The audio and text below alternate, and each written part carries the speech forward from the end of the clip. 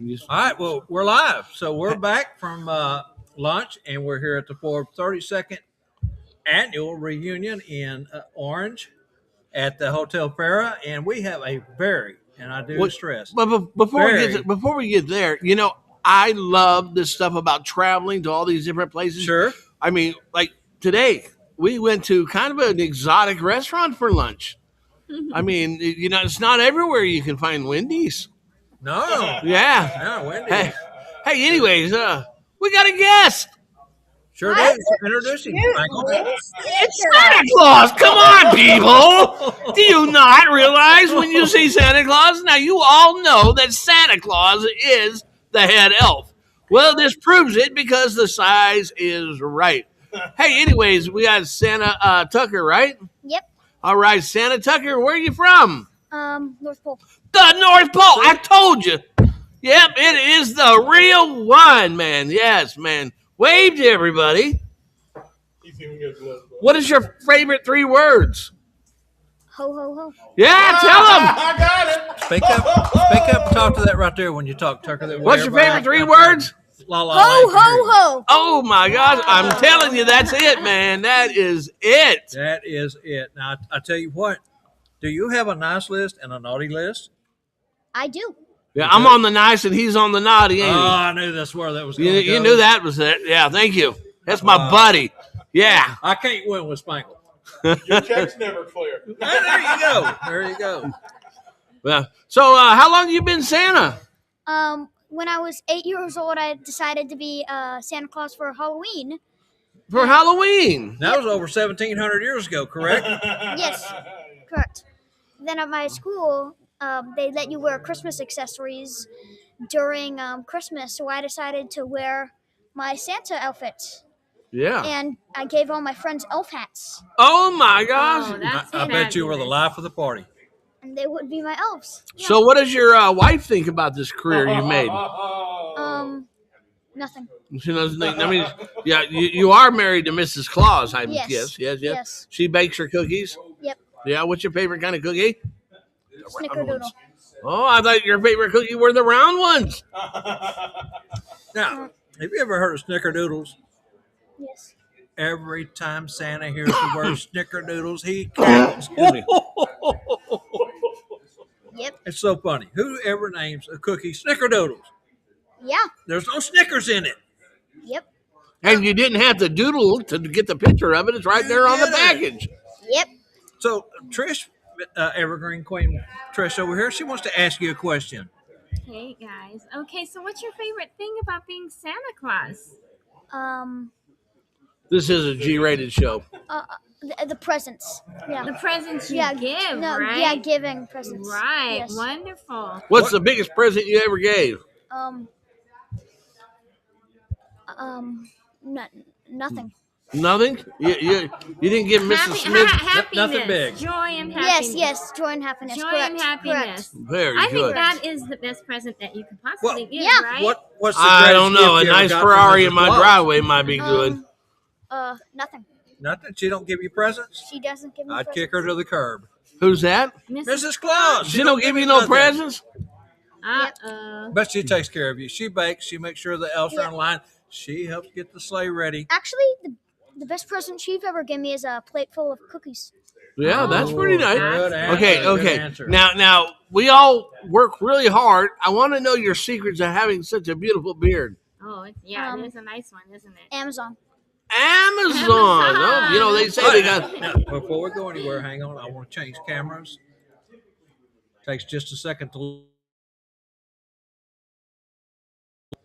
And the reason being that we get Trish in the picture with us. Oh, I didn't even know she was there. She snuck up on me. Absolutely. So, you guys got another question for Mr. Tucker, Santa Tucker here? So, do you have a favorite reindeer? No. That's a good answer because they're all your babies. They'd get offended. That's just like if Yeah, Mama Claus, when absolutely. you ask Mama Claus which one of her children are her favorite, she'll say all of them. Absolutely. So, the other day when you asked Mrs. Claus, I said, what does the weather look like outside? You know what she said? What? It looks like rain, dear. But I'm sorry, the rim shot was late. Hey, at least we got one, huh? So Well, I love your outfit. It is just exquisite. Well, exactly. So Thank what you. we want to do is have Santa Tucker stand up and let's see the full Yes, we regiment that you need got to on. show his outfit. Is that not nice? Now I want you to particularly pay attention to this right here. Okay. That's a special gift from StuffForSanta.com. Let me see. that is actually a memorial badge, memorial from a Santa named Bob King. Yes. I didn't see it. Can I see it? Oh wow, that is. And pretty you know special. what? You know what we're gonna do right here? Have a seat back down there where they tell you. Okay, this has never been done live before on TV. Okay, on video and all that stuff. That lady right there is your grandma. Is that right? Yep. You know what? We're gonna offer you something, but she'll have to bring you. So you'll have to see if you can make it work. If you could go to Branson, Missouri in July of 2026, you got a free scholarship to Santa School. All right. So you get with us and we'll see if we can make it work for you. All right. And just so you know, that's a $500 value. Yes. Yeah, it's about $500 worth right there And given guess to you. what else? That's It's the nothing hot to- ticket in town. Sometimes they sell out. So They sell out every year. yeah. And we The get, challenge coin is from the same man who did your badge. yeah. Santa Bob. So, anyways, if you guys can make that happen, he's got a free registration. Santa at the Rick, Santa will School. you tell him the story of Bob and them going over and him singing karaoke and what happened? Bob King was a legend in the early Santa world, and every time we went on the cruises, people would just follow him around like he was the feeder at the zoo, right? He loved to sing, he loved to dance, and he was a very creative soul. And he created that challenge coin that I just showed And you. the badge. And there were only 5 of those coins made, and for the last since Santa Bob passed. Five of the officers and directors in Forbes had them, and this year we bought new challenge coins for all the life members, and they're based on Bob King's design. Very good. Same way that's a with the piece of badge classic- and wallet. That's classic Shirley. history right there, brother. Very special. Same way with the badge and wallet. Shirley and Bob had went over when he passed doing karaoke, and he had just launched this. He'd only sold 49 of the first 100, and so when they got back, it was just before Christmas. January, I wrote Shirley, sent my condolences, and I asked her what she had intended on doing with Santa Bob's creations. And she said, I'm going to sell out what I got, and I'm done with it. So I asked for a special blessing if she would allow me to take over the badge and wallet. And this is the 3rd production. Myself, I done the first 2, and then Spangle jumped on board. And these are creations that we put together in honor, and they are a copy The of product Bob's that she badge. had on hand, some suits and shirts and hats and things Uh-huh. like that, she gave to Forbes to distribute, and I found 5 of those challenge coins in one of the coat pockets. Very How about nice. that? Very nice. Now, the original badge, the wallet was black, and we switched it to red, more fitting for Santa. But Yeah. But anyways, man, we thank you for being our guests. Yeah. Do you have any Tucker. final Tucker. words of wisdom for someone like yourself that would want to be Santa Claus? What do you think it takes? don't be afraid. Being Let your jolly. creative juices flow. Being jolly. Jolly. That's a Jolly. And jolly, being yep. Jolly. That's Jolly. And have a big desire to eat cookies, right? Yes. Yeah. We do like them cookies. Yep. And Bob, you can tell him what the most important thing is about being Santa. Being humble, and always wear everything right here in your heart, because that's what being Santa is all about. Sharing, loving, caring, giving through the heart. All right. And Rick can probably add to that. And you work around Christmas tree lights a lot. Very nice. I love Christmas tree lights. Very nice. It's actually kind of like that song. I think it's in Damn Yankees. You gotta have heart. Got to have heart. All I right. think that's And you the know name what, of the young book. man? Thank you. I can tell right now you got the hard part. All right. Thank you Alright. so You know, much. the ABC reporter asked me one time, Bye, what's the guys. difference between playing Santa and being Santa. I said, well, I think you become Santa the day it hits you. What started as a favor for somebody and became your favorite part-time job was suddenly the only thing you really wanted to do. And from that day on, you're Santa. Nice meeting The rest of your life. you. Tucker, before you get too far away, I got a story I want to share real quick on camera. When I was 7 years old, I always had to go to bed before Santa came, right? Yep. I didn't get to stay up, watch him come. I didn't get to see what he was leaving under the tree until the next morning. When I was 7, my mother, my grandmother, my great grandmother went to a costume shop and rented a Santa suit. And for the life of me, I'm thinking, what are they going to do with this suit? Little did I know, my grandfather portrayed Santa for us 2 years in a row. And that left such a profound feeling in my heart that I knew someday I wanted to be Santa. And I waited till I was 57 years old to do it. That was 50 years too late. You've got the perfect start. Keep up the good work, brother. Well done. Hey, What do you guys think about that? that was so cute. Is Spangle Very still cool. around? Tucker is $1 million Adorable. Wasn't Santa that right there. adorable? Very, $1 million very Santa. cute. They start young nowadays. Yep. So who is our next guest? Is it this lady in front of you? Beard Elves. Oh, yes. I have to introduce her. You have a business card. You know, we're kind of winging it this afternoon because I actually went out there and I asked somebody to be sending people our way. So when they come up, I may not know their whole name and that kind of thing, but we'll find out, won't we? That's okay. That's all right. Yes, and I did meet this lady yesterday, and she's also teaching here, and she actually transformed a couple of Santas because she trimmed their beards and stuff while she was here. So come on over and sit down. Angela, before you walk away, is our audio still good? Okay. Oh, Fantastic. good. We need that.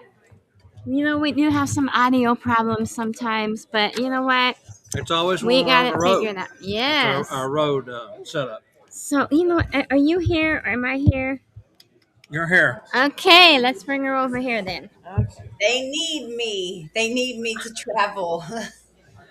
We're gonna do better. We're gonna let you train us, Angela. Yes. Training Okay. session at the studio. There's 2 of us that do it. Yeah. So this is my daughter, and I Okay. trained her. So which one of you're Vicky? I'm I know Vicky. that. I'm Okay. Stephanie. So we got Vicky and Stephanie here, Yeah. and the name of their business is. We're just the Santa Claus's personal grooming elves. We work in 2 locations. Yeah. Okay, well, tell us all about it because you know what, I you want me to be honest, Santas? Some of you need your beards trimmed. Yes. Oh, Yes. Well, I'll be over in just a moment. Okay, so Over- tell us about it. Over the years, I've been working with the Santas for over 40 years, and as of date, I have 74 Santas that I have worked on Wow. on my records. Am I in your way? But that's No, you're not good. including the Santas that are at the reunions. I've worked on, between her and myself, we've worked on at least 60. So 60 and 75, yeah, we've done a And lot. not all of them have it bleached. No, we Some bleach of the them hair. just come in and have it trimmed up Yeah. and cleaned up throughout the Yeah. year. But So think how about many? the impact that you've made. Oh yeah, Yes, It's yes, been a amazing. big. In fact, let's show a couple of your before and afters. Trying to get it where we If we don't get. can we get you to hold it up to there, or how do we want to do this? Yeah, because we don't want the glare off the lights up there. There you go. That was pretty good. Not sure we can. that's the first Oh time. yeah. Oh wait, we had it a little this way. From the very first Actually, time. right there. You should do it, Trish. Okay, yeah. Better angle there. All right, let's do that. That was the first time he came in, and that was the first time he had it bleached. It was a little on the yellow side, but that happens when you're the first timers. But we make Santa look like Santa, and we bring the fantasy to life. Let's show Sanctification. them another Yes. one. Sanctification. Yeah, definitely. It makes a big difference when they have nice beards. Oh, jeez. We get that here once in a while. Okay, so then here's another transformation. Let's see, tilt it just like that where the glare don't get on it. Tell us about this one. He's actually here today.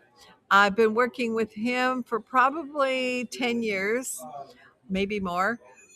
He's a great Santa, and you can see how how full his beard was. He didn't know that his beard was curly. And even though we're bleaching his beard and his hair turned out curly. So that means we're keeping it healthy. Oh, that's So good. the products point. that we use are hair repairs, and we work strictly with the best products that we can find. And we periodically change our products in order to make them better. During the Mhm. off season, we try to experiment with different products to find the best ones to, one, protect the skin, two, protect the hair, and give them styling aids that will hold the style for them while they're at an event so that it doesn't get completely Right. ruined. We And like then doesn't allow the hair to dry out and get brittle. we like the Santas to have a soft beard and one that's full, and so a kid can snuggle into the beard. We don't like them stiff and rough because Right. the child touches it, Absolutely. and That's their instant reaction is that's fake. yeah. So you want them to believe that it's real. Yeah. Mhm. Now, how many Santas did you guys transform here this time during the event? Today, I think we did 6 or 8. Oh. And I did one at the our booth. And I just tackled one and sprayed him down to Yeah. So to let him try the product because he wanted to soften his beard because it was really, really curly and it was springing. most Santas don't want you to touch their beard. So we do this at the reunion so that the Santas can see we're not cutting off their beard. We're making it look better. Absolutely. It's like a flag flying in the breeze. It tears and rips, and your hair does that too. So you go and you take off those little split ends and take just a tiny bit off, and you have this Those great looking fine It makes it look details. fuller. Yes, Yes. It does. The Yeah. little Absolutely. fine It does. details are what makes the whole thing come together. Yeah, well, it's just like us ladies. I mean, sure, you can have hair down your back, but if the last final hairs are just a few strands, it's not attractive. Right. No. So we Exactly. suggest that they come in every 6 to 8 weeks to get their beards and their hair trimmed to keep it healthy. And we do try to get them to use a good hair reconstructing shampoo. That's important. And So where do you work out of? You're here in Southern California, Yes. obviously. What? I'm in Fullerton, Uh-huh. and she's up in Lake Arrowhead. So she deals with a lot of them in the Inland Empire. Inland Empire to San Diego County. Yeah. Mhm. And then I also come down to Fullerton, so we deal with the LA County, Long Beach area, and then they usually come to Fullerton. And I've had them come in from San Diego, take the bus or take a train to come in. Yeah. And we also get them come in from Temecula and Homeland and all these really far away places. Well, that's they know because we- it's a specialized Yes. thing. Yes, I mean, yes. to They don't mind. work on don't Santa's mind. beard, Yes. and that's their prized they're possession. scared. That is their moneymaker. Yes. You Absolutely. gotta keep their moneymaker intact. And Yes. so they have to go to someone who understands their Yes. needs. I mean, any hairdresser can trim something or whatever, but you're specializing in this. So in order for someone to, I want to show your business cards. We'll do one at a time. So we've got this one here is Vicky's card, and also while she's showing it, you want to say your phone number or? The phone number is Back at- 714-396 Oh wait, 5214. we're gonna have you repeat that. Okay. 714-396-5214. So if any of you Santas are in her area, you know who to contact. And Vicky will put you guys in good And- shape with those beards. And if you're up by the San Bernardino Mountains, I'll let you give her your number. Here, let me see. So my number is 714-381-4175. And I'm in the Lake Arrowhead area Right there. up in San Bernardino Mountains. and that gets a hold of us anytime, day or night. Yeah. So And we'll have you repeat that number. It's 714-381-4175. Is there any other words of advice you can give these guys to take care of their beards? yeah, try to get a good shampoo. Well, and I was fixed to ask this question. This is something that I was told when I first started 17 years ago. I went to a lady that was recommended by my local Sally's. She had been doing it for like 15 years. She was supposed to be a leaching or bleaching, processing, whatever you want to call it, expert. And I walked away with solid blisters on my face and head. Yeah. Yes. Between the heat under the hood. So my recommendation would be, do not bleach your own beard. No. You We can use- melt your beard off. Yeah. Oh, yeah. I've We seen that happen. use a skin protector on the skin if somebody is sensitive. We also use a high volume developer, but it's made with sea kelp, and so it doesn't burn. Okay. And we also use a charcoal bleach. So Along with a prepping agent to Yes. be able to protect the skin, 2, protect the hair, and then the sea kelp to lift the hair. aid in protecting the skin and give it that So higher lift that we back- need to get them to Back lighter. to my original thought on that. I was told that when you use a product to open up the tube of the hair to leach out the follicles. color, which is, I guess, keratin. I think I heard keratin. Is that what it is? It's the color. Yeah. Is the color that residue, even with a high-end shampoo, some high-end shampoos, not all, because some are made to do this, still continues to stick to your skin and overnight and can cause the blistering portion. I So I was haven't told heard to use a that. pH balance shampoo. Well, shampoo, yeah.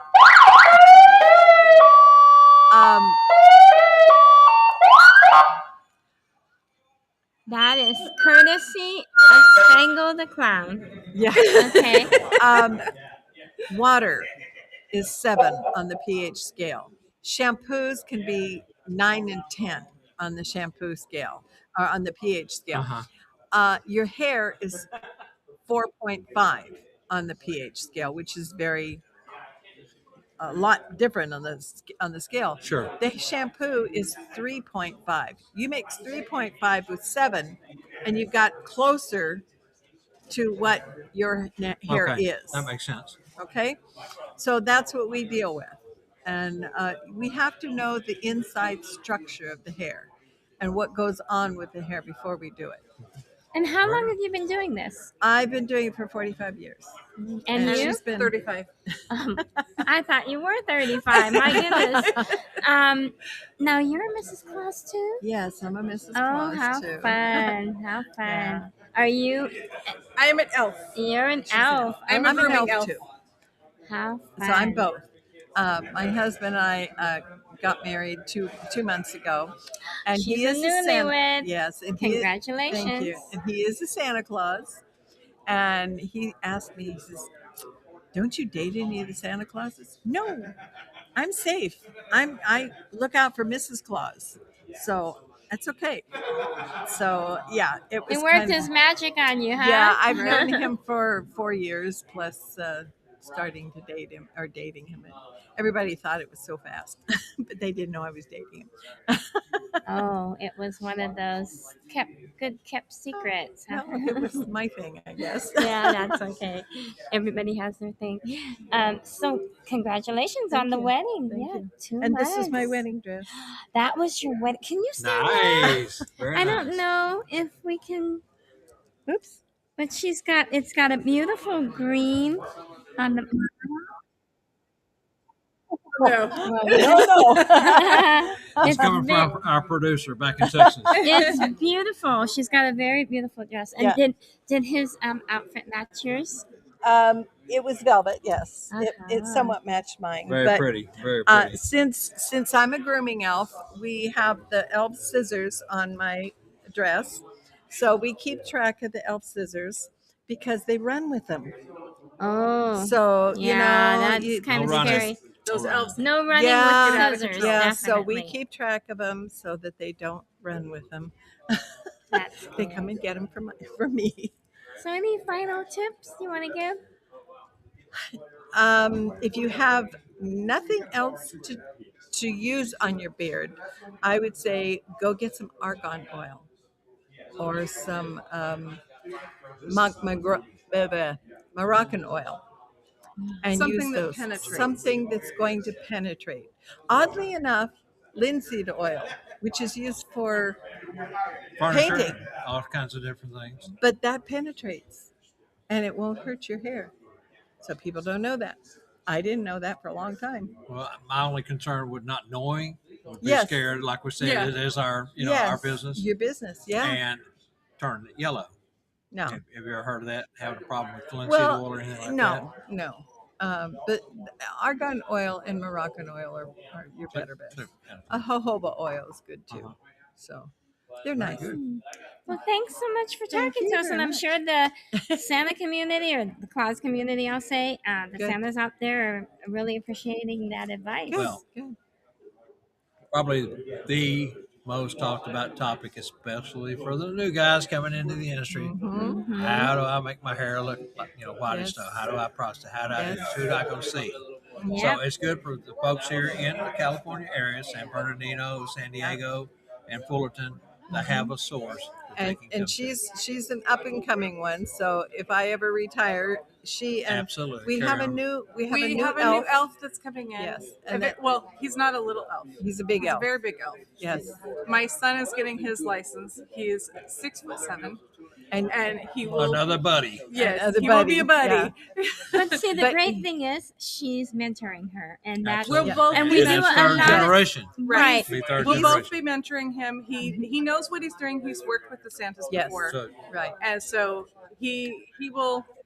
But I feel like we're mad scientists because we mix all these different chemicals together, and he had to learn that too. But it's always But nice. he- You always he learn does. something from someone else. She Right. started it. I started working with her. She's I found added to. different things that I found that make our job a little easier, and it makes it easier on the Santas, so it's not such a process for them. and with 80 years of experience to back Yeah. up. Right, Yeah. right. Right. 45 and And they 35, can feel correct? safe coming to you Yes. Right. because And I'm pretty sure my son will find something and he's going to recommend it. And I'm hoping that I'll stay open enough to say, okay, let's try it. That's a hint. I'm very hard to change. Looking for a gift. I love my mom, but she can be very, very. I have been known Structured. to kick some of our sales reps out of Okay. the shop. wow. Yes. That's So- because you care about what Well, you do. yes, one salesman. When I asked him to tell me what it did to the inside structure of the hair, he came back to me later and he was shaking in his boots. He said, "You scared me," and he said, "I was shaking when I walked out of here because I didn't know my own product." That tells you something. Right. They It made don't him learn. know their products, It made him learn. and he learned. And You know where old beauticians go when they retire? To work at Sally's. Or the new one. Every time we go to No. Sally's, it's a new beautician that's they retired. may, that's they may working not there, you know? be the beauticians. I don't know. Sorry, Sally. No, that's where they start, right? Yeah. That's usually where they start. Yeah. Right. That's We- usually where we- they start. we don't- And Some they people know are. enough information to get themselves in trouble, Yeah. not enough Yeah, to exactly. fix the problem. Yeah. Exactly. I think we've all dealt with haircuts from places like that. You know? Yeah, the biggest thing I can tell any of the hairstylists out there is listen to your client. Listen, no matter whether you like it or not.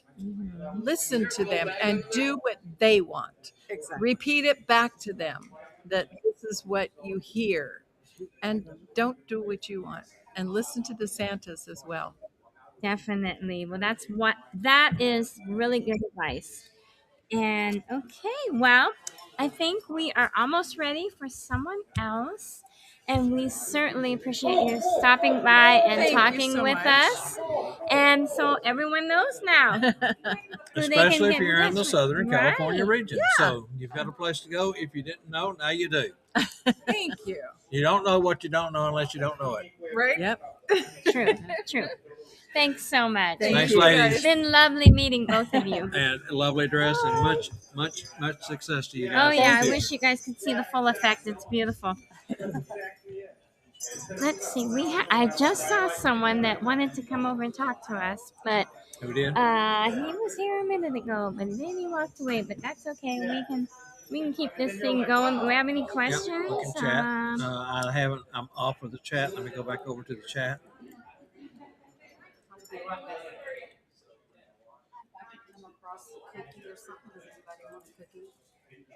Yeah. That's a great comment right There here. we are. What's the comment? Oh gosh, yeah. Well, okay, that's true. That's true. Come on over That and comes from talk to us. Pat Wesson. Okay, I met him, and this is Dale, right? Yes, ma'am. Dale Law, and he's not a Santa. Oh, I am a Santa. Oh, you are. I'm so Yes, sorry. I ma'am. thought you just told I am me. a Santa. I Oh, teach special He needs is a for teacher Santa. and a magician. Magician, that's I wrote correct. that down earlier because Yeah. you came up and you Yeah. said, "Is this only for Santas?" And I Yeah. said, "No, it's for everyone." And you said, "Well, I'm a teacher and a magician," but you did not say you were No, also a I'm Santa. So And we were just breaking for lunch when you yeah, looked up. absolutely. So we had But food we're on so our mind. happy to meet you anyway. So we want to hear all about your teaching special ed and the magic that you do. So the teaching I teach is Santa's. So I've been blessed to be. I have a brother that's high functioning autism, and so that's what got me into the special needs world. Then when I became Santa Claus, I just found out that I'm natural at reading the body languages and dealing with special needs. And then I found out so many other Santas are nervous when it comes to special needs. And then that's when I found my niche for teaching Santas on special needs. That's wonderful. So they've had me. This would be my third year in a row now teaching special needs classes here at Santa Reunion, and also I teach at local chapters too. And when you're portraying Santa out in the community, do you specialize in that? Is there some place that you're their long-term Santa? And, I do a lot of home visits with special needs. Okay. Because I found the niche there is that a lot of times when you get severe special needs, taking them to a mall or taking them to some place like that, it's impossible. Right. One, right. they don't have the patience. And let's say they did have the patience, they get up there and you're in a mall situation, then all of a sudden they get celebrity shock where they're like, oh, that's Santa. And then it takes them a few minutes to warm up to you to even say hi to you. Yeah, sometimes they need an adjustment time. And so when I go to people's homes, that allows me to do in their environment, on their time, on their schedule. One of the homes I went to, I started off with 5 kids. Now I have 30 families that show up with siblings of special needs all throughout the thing. Wow. Now they have regular brothers and sisters and stuff. And I also teach Santas that, how we treat the special needs community, we're inspiring the brothers and the sisters, the moms and dads even. I've gotten things out of special needs moms and dad like, I never knew they'd do that. I never do. They're in a parental lock-in, you know what I mean? They don't always see outside the box. And as Santa, we come in with all this love and kindness and respect. And hey, may I sit down next to you? Most of the time they don't get asked that. People just pop down next to them. So once they get that respect, they're like, oh, wow, they feel different. They're treated different. I've had parents come back and say, you know what? I've never seen his brother and sister treat him so much nicer than after your visit. Wow. Because they look at him like, if an iconic person like Santa Claus shows so much respect, right, so much love towards my brother and my sister, what am I doing? Kind of makes them like, I need to step up the plate, and I don't know, that huge thing became a blessing to me. And then found out and that I'm sure that you're a blessing to many of these families because they it's so wonderful that you understand the needs, Yeah. Well, it helps me with regular kids and other people too. Can we pause for one Sure. moment? Switch cameras real quick. I forgot. Get a better angle on all if three you of us. do There want you to say something directly, you will look at the camera that has the Eyeballs. lighted. Just that's a better angle. So The light- go ahead. all right. I'm sorry. If you want to speak directly, Yeah. you can look at the camera. But anyway, okay, so that's wonderful. Anything else about the special needs that you want to talk about before we move on to you telling us about your magic? I think on special needs, the most important thing is when you deal with them is really not being nervous. Mm-hmm. Just go in with your loving, kind self, and that, believe it or not, is half the battle. Mm-hmm. Because they sense your nerves. Remember, they're in tune in a different way. Right. And if you're nervous, they feel it. Oh, yeah. And they're nervous. That makes sense. But if you go in and you're just loving and kind and respectful, oh my gosh, you get a long way with just that little bit of information. Mm-hmm. And it's just a wonderful world. So I encourage people, and you'll never get a pure love from somebody. You know, I've done so many things. Everybody goes, you've done everything. It's just that, you know, I'm a certain age, so I've lived a few years. But I did work with special, I worked at, have you ever heard of Life Sharing Yes. Adult Day Healthcare? Mm-hmm. I was the HR manager there for a couple years. And so I got to be honest. My first day on the job, I had never been around the community. So it was a little intimidating. But, I just fell in love with them. They, like he said, they are so pure and kind. And it's just, I mean, it was very... when they latch on to you, it's crazy. It's not about gifts. Mhm. It's not about anything. They're doing it because they feel strongly about you. That's pure connection. Mm-hmm. And to be honest with you, I really think most of the world could really use a little disability to get us a little more pure and showing that love amongst each other like that. It's just unbridled. Yeah, Connection it was the is. word I was thinking just before you said it to myself. I'm saying connection. Yeah. And Right. you said it, and that's a great way to put it. Yeah. Definitely. Okay, so now we want to hear about your magic because you said So- you were a magician, and I want to know about that. So I was Santa Claus first, but then I thought about things. I was like, wait a minute. If Santa Claus is not in the North Pole, what would he do? Well, I'm naturally magical, and I love to bring joy to the world. Absolutely. So I would go in disguise as a magician. Uh-huh. It allows me off my Christmas time to have the same feelings of giving and wowing people and changing their mindset from their troubled days. Mm-hmm. You know, I'll go to a grocery store and I'll find the one person on that grocery store doing the scanning, looking like they're having a bad day. You can hear it. I have 4 more beeping hours in this beeping job, you know? Mm-hmm. And you go up there and you change a $1 bill into a $100 bill and pay your groceries. Well, now that changes their mindset. They go from feeling frustrated to, oh, wow, did you just see that? And the rest of their day goes by just like that. Mm-hmm. And to have that, it's the same feeling I get as Santa. It's just a magical feeling to be able to give people the power to change their day to a better day. And to me, that's just the crux of who I am. And that's where Santa Claus fell in love with magic and became a full-fledged magician. Now, for those Santas out there that are interested in maybe adding some magic to their performance, how would you recommend, maybe how did you get started? Give some tips on that. Sure. A lot of times your local magic clubs will local magicians. Let me put it this way. Sorry. My Santa clubs normally have a magician in there. You'll find there's a lot of magicians that are Santas. Yes, and definitely. so I would attach to one of those, and magic for Santa is a little different than a magician. Mm-hmm. Magic for Santa is storytelling with magical effects. Mm-hmm. Magician's a little bit different. Where, all right, it's a little more look at this and look at that, and you get some storytelling in there. But Santa, it's just all storytelling, and things are just popping up and appearing because you're naturally magical and you're not, here, let me show you a trick. It just happens. It's not a trick. It's magic. Yeah, it's not a trick Magic, you're sleight of doing. hand even. Yeah. We use that term. So, for instance, I tell a story where I walk up to my reindeer and I'm like, Donner, are you ready to go? And Donner nods his head. Vixen, are you ready to go? And Vixen nods his head. I said, Comet, are you ready to go? But Comet wasn't listening. I said, Comet, are you ready to go? And Comet turns his head, his antler snags my my Christmas bag, rips it open, spills my gifts all over the floor. Well, I laugh.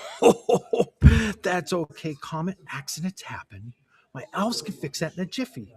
But they took a little piece of that bag that got ripped out and they turned it into a little bag that I can make stuff with.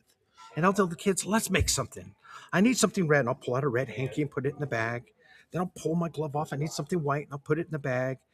And then we got to come up with the magic words. And I go back and forth with the kids and we find out we're going to use Merry Christmas. Mm-hmm. And I wave my hand and I pull out an 8-foot long pole out of it. And I call it the Great North Pole. I just happened to have to carry it in the bag. We made the North Pole.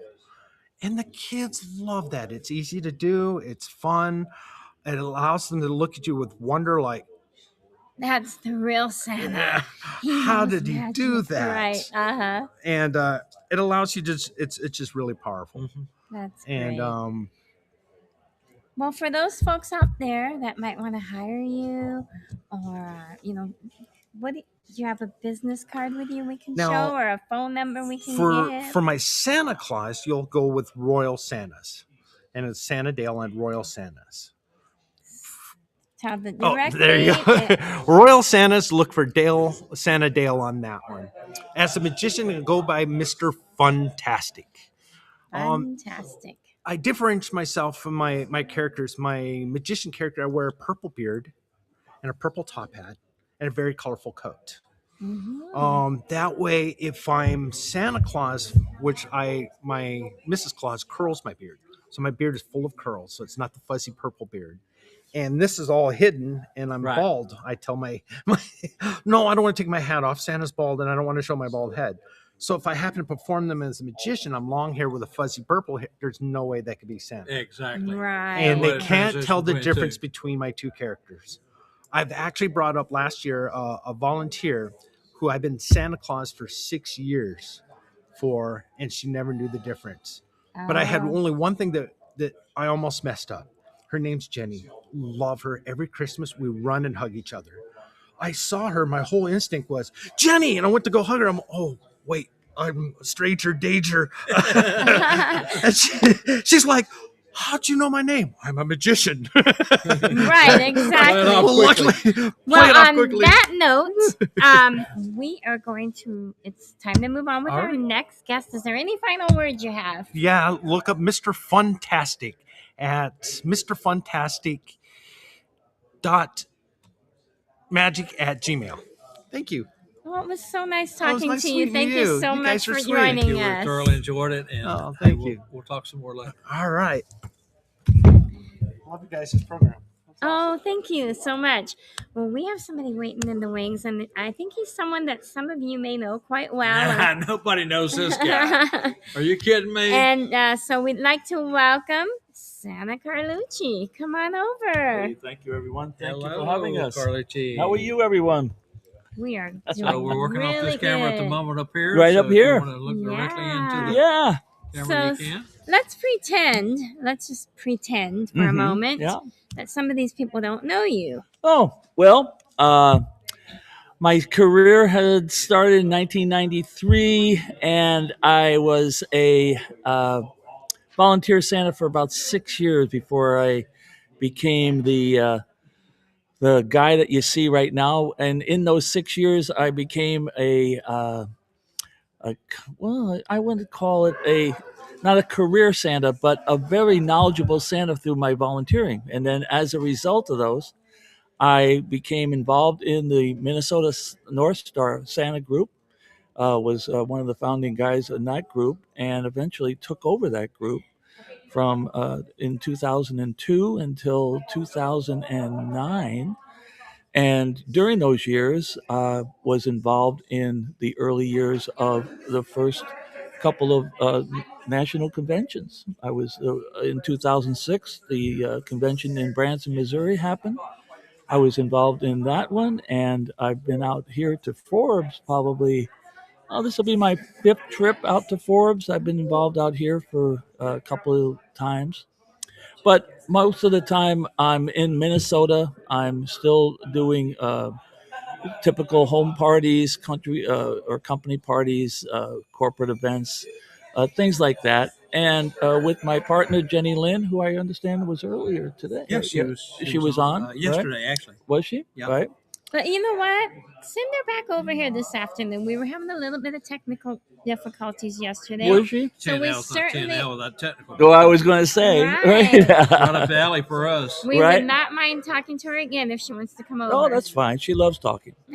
But we've been blessed with our success and our continued vendor capabilities now. Jenny and I do products, small manufacturing group, but I make eye chains and other little accessories for Mrs. Claus, and I have some props for Santa staffs, beautiful staffs, and various props that you can use for home entertainment. I got a beautiful headdress from you guys. Oh yeah. Actually, I have to. Jenny makes these beautiful headdresses, which you're aware of. Mm-hmm. And then I have my signature prop, of course, is my Santa whistle. You know, the training whistle that I've had. Over 350 of these whistles have been made over the years, and it continues to get feedback from my friends that come up and see me and saying it's the best prop they ever got. It's a great prop because the kids automatically connect with. And I think most of us use the same story of it being Rudolph's first antlers. Exactly, and it is truly an antler. It's made from a real antler, so can they see it closer? Well, yeah. I don't know if Bob can. It's going to be this camera right over here. Right? Yeah. See it there? See, it's made out of a reindeer antler. Right. And that's pretty cool. But it's the secret part of it that it was the fact that it's so small you can hold it in your hand. We love it because what it does is it gives something to make you unique. It's like who else walks around with something like this in their pocket, right? And so there's where the story time can happen. And we do that with almost all the props that we make. They're all manufactured by us, for us, or with us to the point of no one else has product like that, right? And so we use any of our props to engage with younger guys, but some of the older Santas, the mature Santas, are always looking for something new, something to boost up their challenges of, I've done the same thing for years. What can I do that's different, right? And of course, here's why I got into AI, right? And AI. Tell these people about AI because I'm sure there's a lot of curiosity there about that. I know. AI has become so intrinsic in our daily lives as regular people, of course. But I've been involved with trying to get AI into the Santa Claus community as a magical connection to the North Pole. Mm-hmm. So what I do then is I have used ChatGPT. A lot of people are familiar with ChatGPT. It's one of the leading LLMs out there. Mm-hmm. And if you have any requirements, or get in touch with me because I have a great way of showing you how to use it. But it becomes an elf assistant. Or in my case, it's an elf assistant. We have Mrs. Clauses that say they need a Santa Claus as an assistant. So when they go out and do their stuff by themselves as a Mrs. Claus, they have Santa on their phone as a person that can tell them how he's doing and have a conversation with them.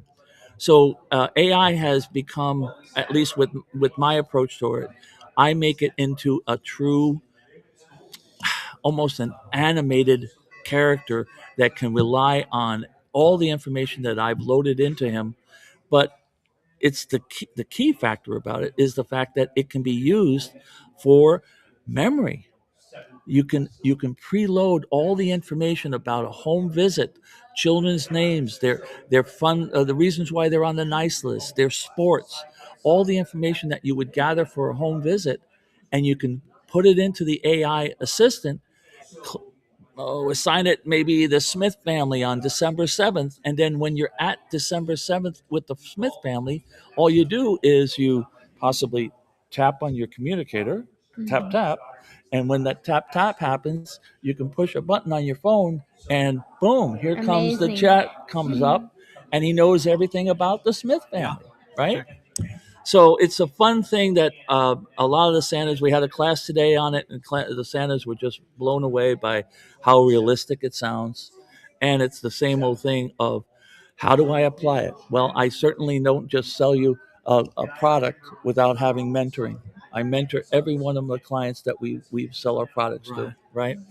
And of course, we have the Carlucci Way, which is a video based training for couples as well. We've had that for and I was 4 gonna years. ask you to kind of go over some of that. I want to go back real quick though to the fact that home visits, how important, and I can't stress this enough.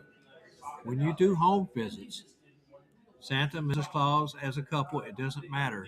The more you know about those children and those families that you're walking into their private home, Exactly. the better you're going to come across as the real Santa. Exactly. And the more pleasant of a visit it's going to be, an experience for those families, children especially. But the families. And the fact, Bob, that you're going to get asked to come back. Yeah, right. That's what I'm absolutely. sitting here thinking when you return. Absolutely. And I've even found that I like ChatGPT for a lot of things, but sometimes I get a second opinion, just like a doctor. And Absolutely. I go to Copilot. Oh yeah, right. And ask it and see if there's anything there that I can use Right. and blend. Right. The advantage of ChatGPT though is the fact that it can be assigning different names or different voices. I can have a Mrs. Claus voice. I can have an elf voice, and then unfortunately the other ones like Copilot or Gemini or the other ones, they got one voice and they only respond to one voice. If That's you, so true. Right? So true. And you can't call them a different name. If you try to talk to Gemini and say, okay, you're not Gemini, you're Bernard, he goes, okay, but my real name is Gemini. So when you want to talk to me, call me Gemini. I have a story. Have you heard of Santa's magical phone? Yes. Well, Yep. I have one. Do you? Know?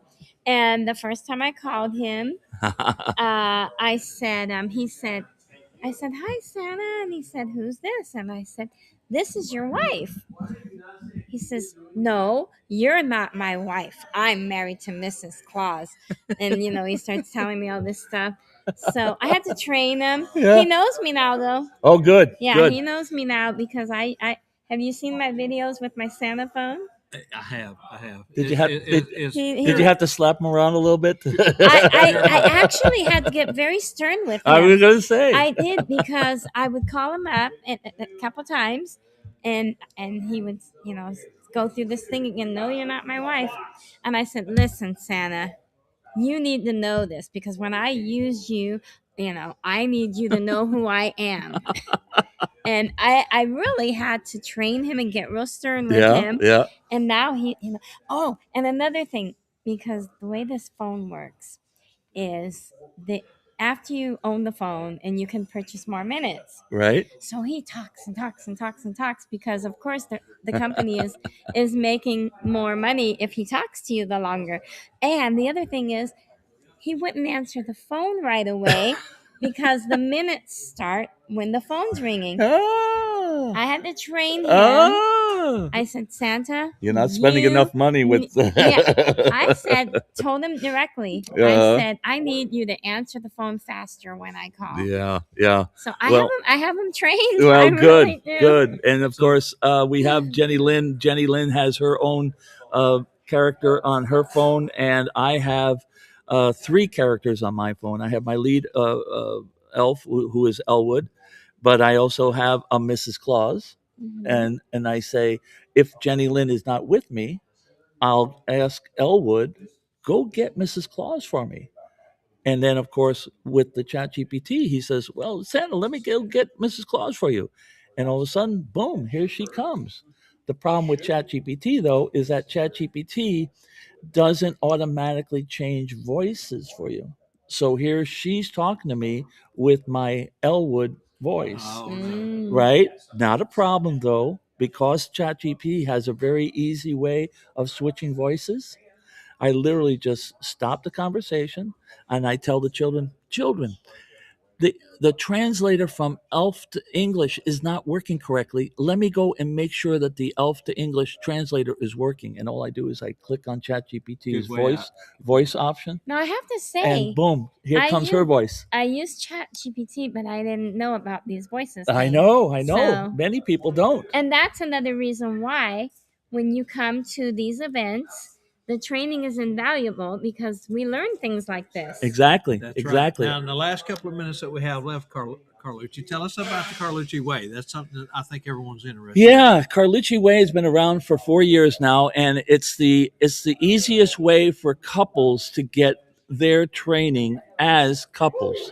If you look around, there isn't hardly any couples based training that covers the business side of Santa and Mrs. Claus, the marketing, how do you market the two of you, the actual what do you want to call it, the character development, right? Character development, and then finally a home visit. We've actually done a home visit and had it videoed, and then what we've done is we've taken that home visit and we've broken it up into sections and we actually critique it.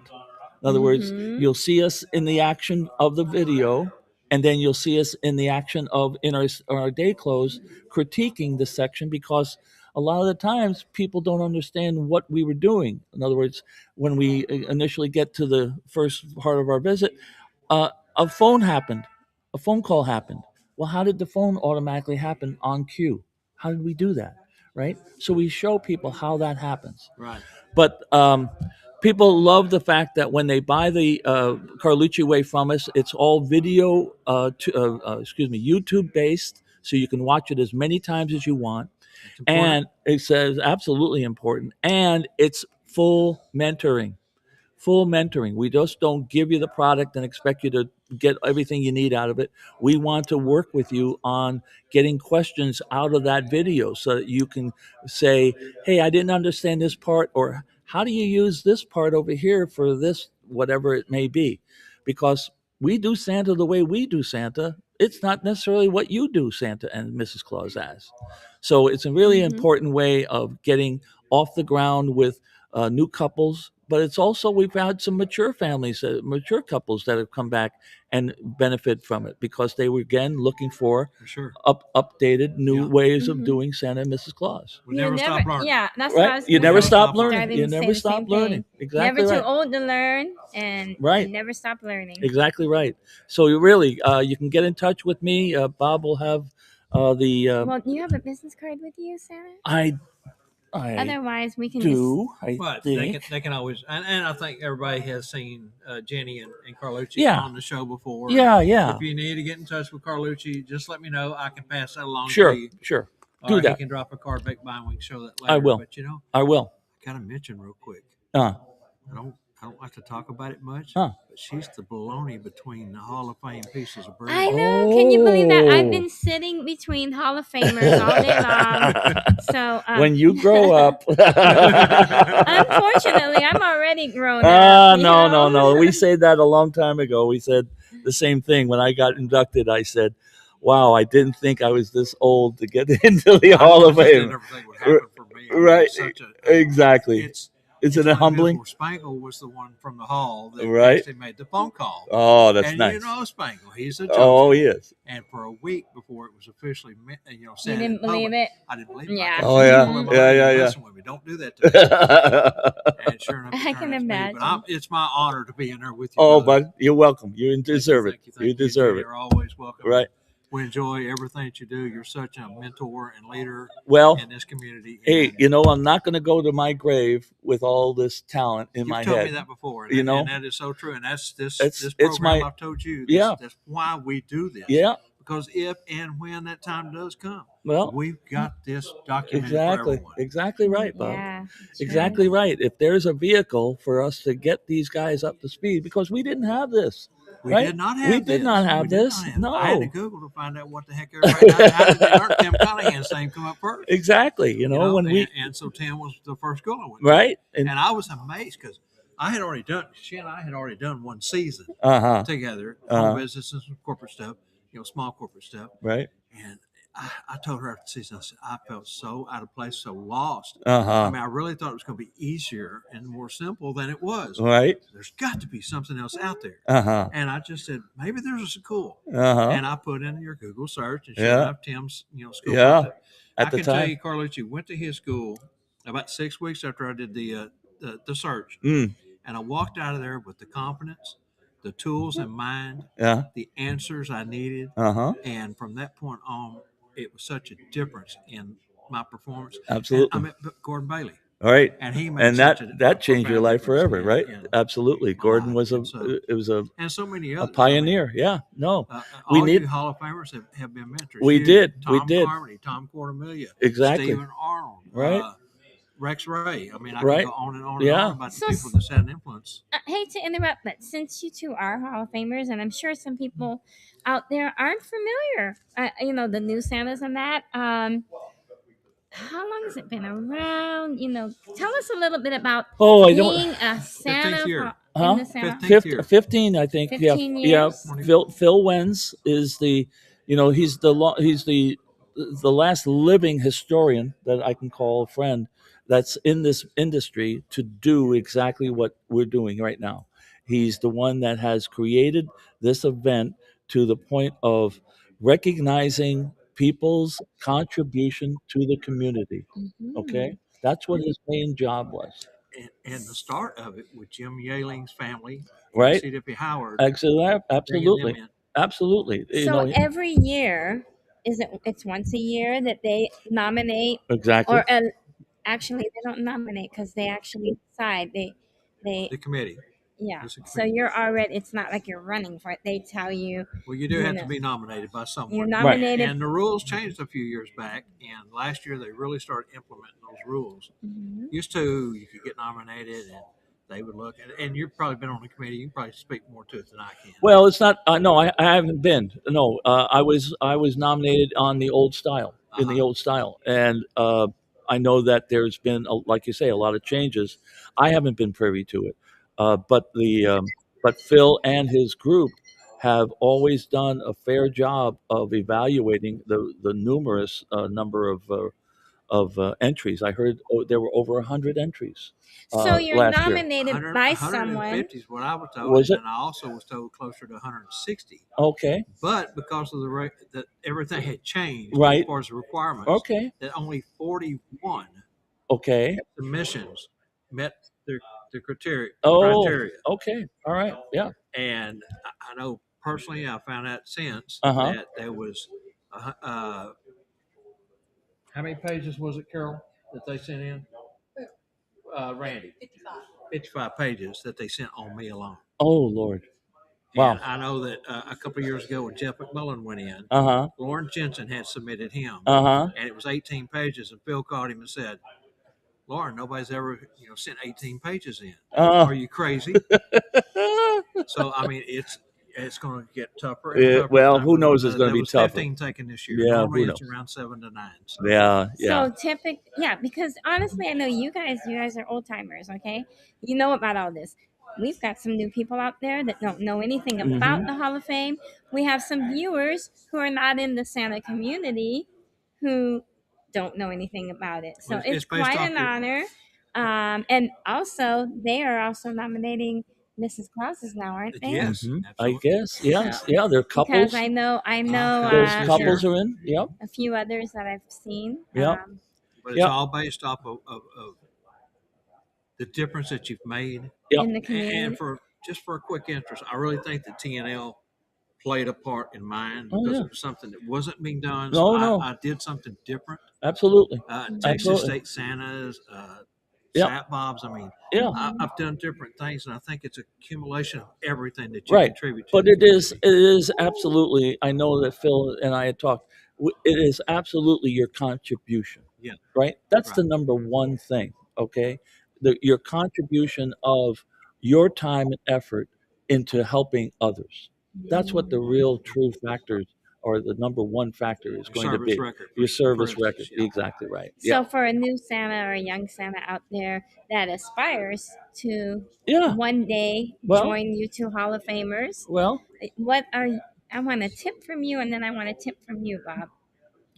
Well, do the contribution. Do the things that you think are going to be better and share with your comrades about what you have done to get a better performance, a better wardrobe, a better ability to entertain.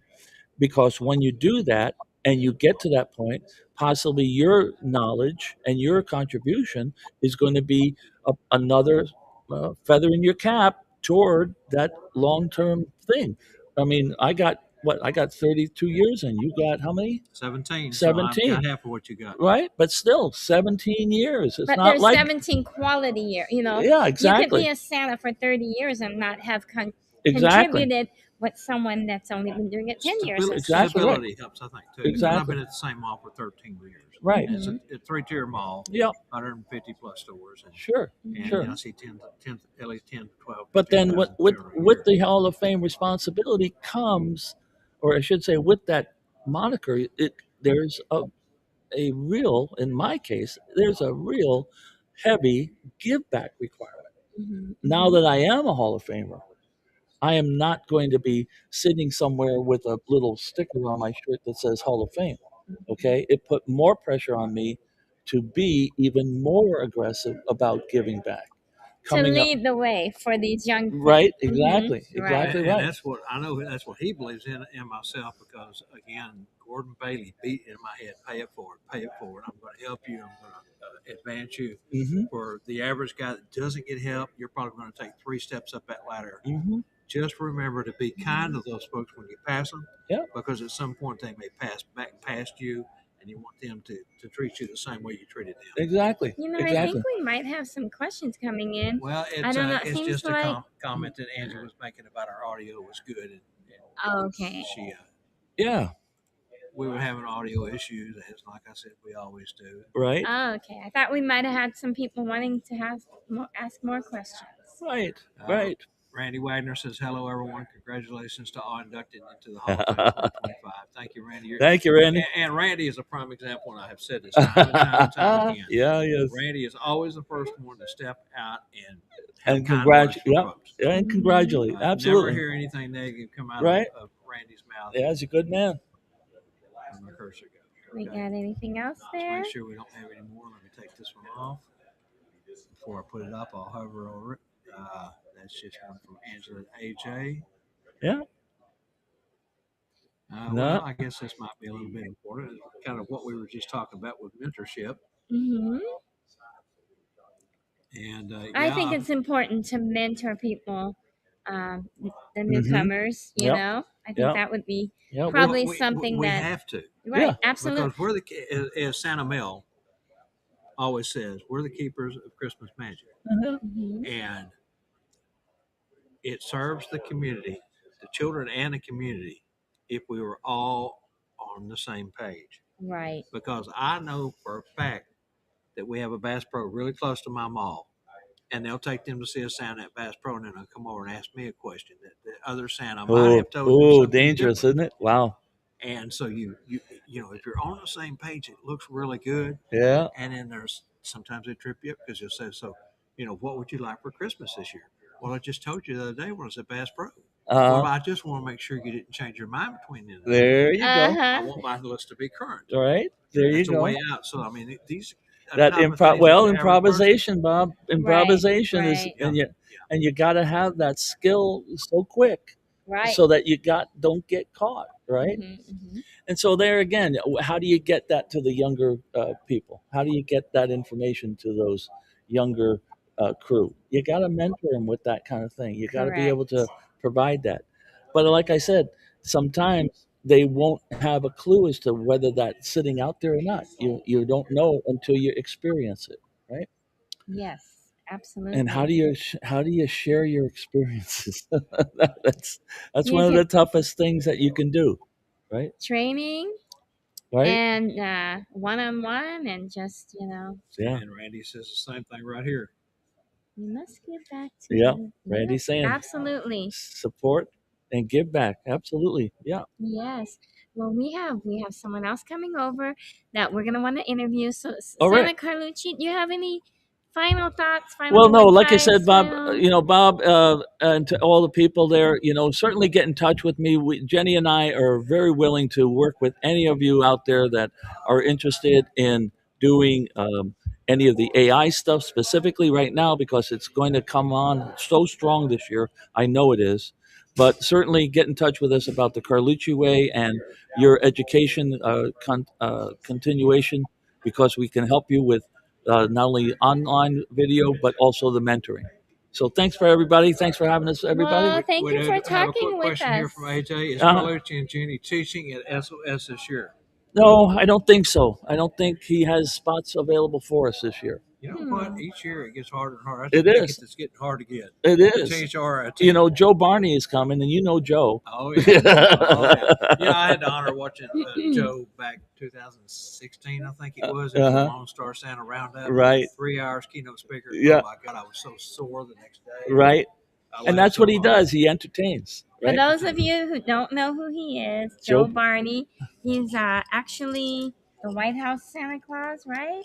I believe he's done that. He was born in the circus. Yeah, he's a born in famous. Bailey. He's a famous clown.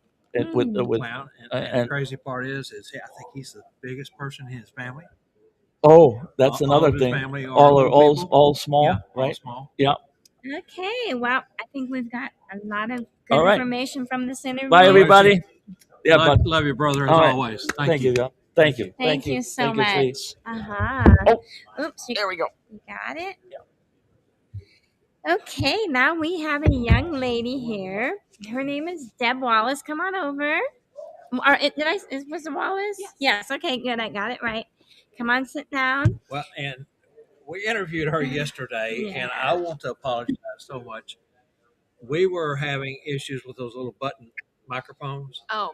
They, even though we had the dongle in the phone, they weren't it showed they were transmitting, but the phone was actually picking up the sound. And when I walked away from y'all, couldn't hear you. Oh no. And it was so noisy over in that room. So we decided to do it this way today. This room is a lot quieter than the other one. So it works. anyway, thank you so much for coming back and a repeat more about performance. stuff. Right. And so the name of your business again is the Surly Herbalist. And tell them all about your stuff, what you're doing and all that. Well, I make herb-infused skin and hair care products, everything from soaps and salves to aromatherapy, beard balms, skin salves, facial care, and serums. Mm-hmm. And I think you told us it's all vegan, right? Yes, it's all vegan and all herb-infused and small batch. Very good, very good. And they can order from you nationwide, right? Yes. Okay. And anything else they should know about your products? Well, I started off making them for my daughter. I started off with a simple lotion bar because she had eczema and allergies, and got carried away after that. It branched out into soaps and conditioners, and I keep adding new and new products. And I always kind of wonder, like, when someone starts with making beard products or whatever it is they're making, like, how do you even start? Where do you know? How did you know where to start? Like I said, it was basically her eczema which got me started. So I started looking. She reacted to anything with shea butter in it. So I started getting more familiar with certain things that cross react with her allergies, and then you basically go down a click hole. You look at this ingredient and you read what it's good for, and then you look for more ingredients and more pop up. So doesn't matter how much I learn, there's always a new herb, there's always a new ingredient that I'm learning. So it's just continuing education. I see. And how long have you been doing this? Probably about, I want to say 18 years now. How's your daughter's eczema? She still works to control it. She uses some of the products and she branches out into other products that I don't make, things that are not vegan. But it changes with climate and it changes with age, and with eczema all you can do is just manage your symptoms. Okay. No, that's okay. Manage the symptoms, she said. Exactly. Okay. And how long have you aside from the Claus community, do you go to other events? Do you specialize in any area? I'm mostly at Renaissance fairs, Viking fairs, historical reenactment events. Mm-hmm. I go to those. So this is a really nice little change. Oh, I think did you say this was your first year? Yes. Okay, I remember that now. Yes. So you've been to Renaissance fairs and those things. Yes. For a couple or 3 years or more. And I have been doing Renaissance fairs for over 10 years now. And somebody said, "Hey, you ought to get into the Santa community. They got beards." Yes. It was actually Stephanie and Reginald said, you need to come out and try this and check it out. And we talked with Reginald earlier and Stephanie. He's so awesome. And I got to say, your display is phenomenal. Thank you so much. Oh, yes. It was really nice. I was getting into it. Yeah, he was like, just talk to her. I want to go look at some. Y'all talk over look. So I've had to learn woodworking too. So. Yeah, and exactly, and just all of it's kind of the same. It just all looks coordinated. The color scheme. I mean, everything just looks so very natural. Pure perfection. Yeah, right. The product, it couldn't be. It's a labor of love. I bet you they love you at the Renaissance Fair. I've no complaints. I bet. For 10 years, you said? Yep. When you do your Renaissance stuff, do you dress in the... Yes. Yeah, the garb I was wearing yesterday. The Viking dress and the Viking apron and the beads and all the favors. Oh, how fun. That's a lot of fun, too. You know, people who haven't ever been to the Renaissance Fair, you know, you got to experience it. Well, you know, and Carlucci, who we just had on, him and Jenny, they're full-timers. Oh, I didn't know that. They're constantly at the So did you know Santa Carlucci? See, I know faces, but I don't necessarily know names. And well, I'll tell you what, in the Santa community, in the Claus community, this, you know, you really need to sit down and talk to a Santa Claus and get to know them, because otherwise they all look alike to me. Sorry, guys. It's like they're like, hello, and you know, start talking to me like they know me, and I'm like, it takes me probably 2 or 3 years before I remember names. But I'm you know, it's with really the children. It's a good thing that we all look alike. Oh yeah, absolutely. But actually, once you do talk to them, they look so different. But it's like, you know, sure, we all have different personalities. I mean, and we all perform all the same type of service to the community, but you know, we're all from different walks of life. Mm-hmm. Some do one thing, some do another. Some ride a Harley, some don't like Harleys. I mean, you know, there's variety. This is such a diverse variety. community, Yes. and in the last 10 to 12 years, we've started getting into the diversity as far as skin color. Mm-hmm. We have Chinese Americans that are performing at Mall of America in Minnesota. We have Black scientists of color that have performed at the Mall of America. We're talking about Alan Sue we had on yesterday. Yes. We're going to mention Larry Jefferson because he's the Santa of color. Eric and Moesha from North Texas. Wonderful couple, and man, did they jump up on the scale quick.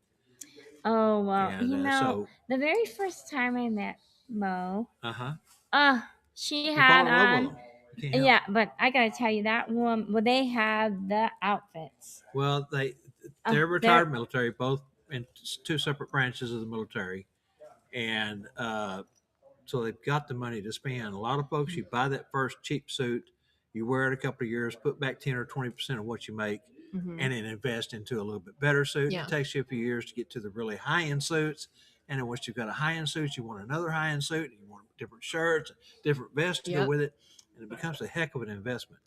For Erica Mo, they went out and dumped it. Oh, the very first time I met her, she had on the most, and I tell her this all the time. They've got one or two from every supplier. And I'm talking but not just their Claus clothes, they dress. Yeah. She was wearing the most amazing green. She walked in and it was like, this dress was just gorgeous. I told so many people about her dress. I mean, you know, they have a really, really great style. So what are you thinking about being here with all these Santa, since it is your first, and the Mrs. Clauses, since it's your first time? This is amazing. I'm overwhelmed. I feel so warmly welcomed. It's just been you are it's part been of the wonderful. community, Thank you. even if you don't Yeah. have a beard. Yeah, Yeah, they just accepted wait. me, so that means they'll accept anyone. So She told me when she was sitting down that she shaved before she got here. I did very close shave. And those products really worked. Yes, no razor burn. Has anything surprised you about this community? It's really hard to surprise or shock me. Yeah, well, that's true. You work at the Renaissance Fair. Yeah. Right. Yeah. So I can imagine that. Yeah. Yes. Yeah.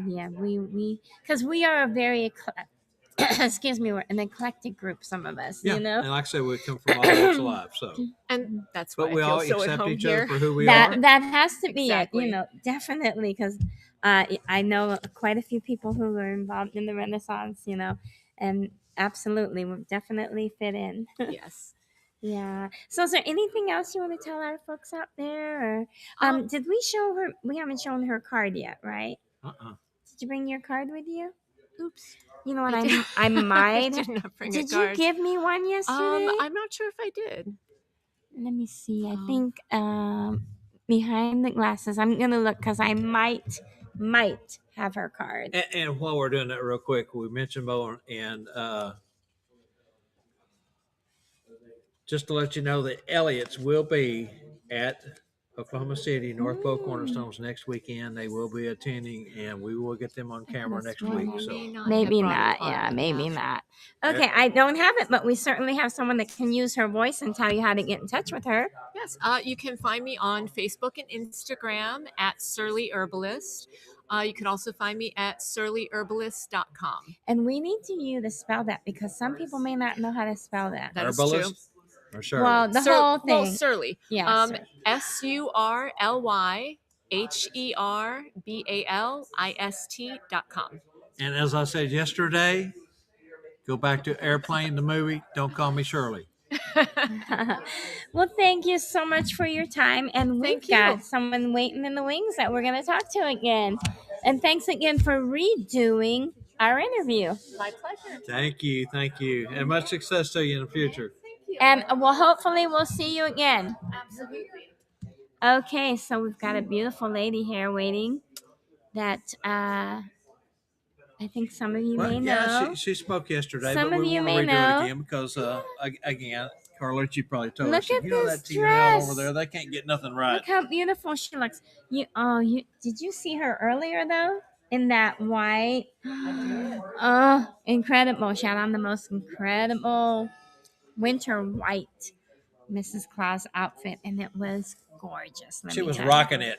She was rocking it, but she's always rocking it. So, everyone, this is Jenny Lynn. Hi, everyone out in TV land. Yeah. Are you guys all subscribing to Bob's channel here? Now, tell me how they subscribe to you if they're not full subscribers yet. I think we need to let her do the interview. Okay, I'll see you guys later.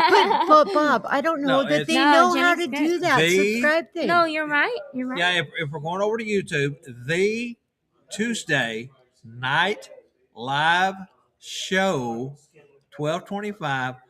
Go over there and visit our channel. There is a spot right there. You can't miss it. It says subscribe. It costs you nothing.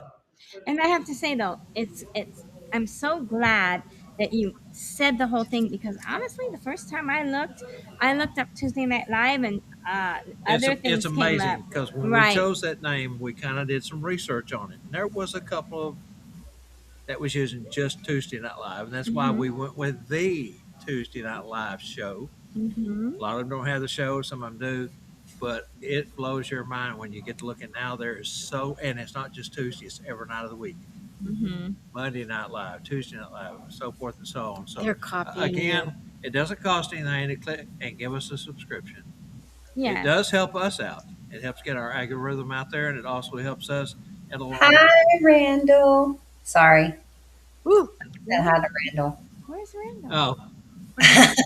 He's on the chat.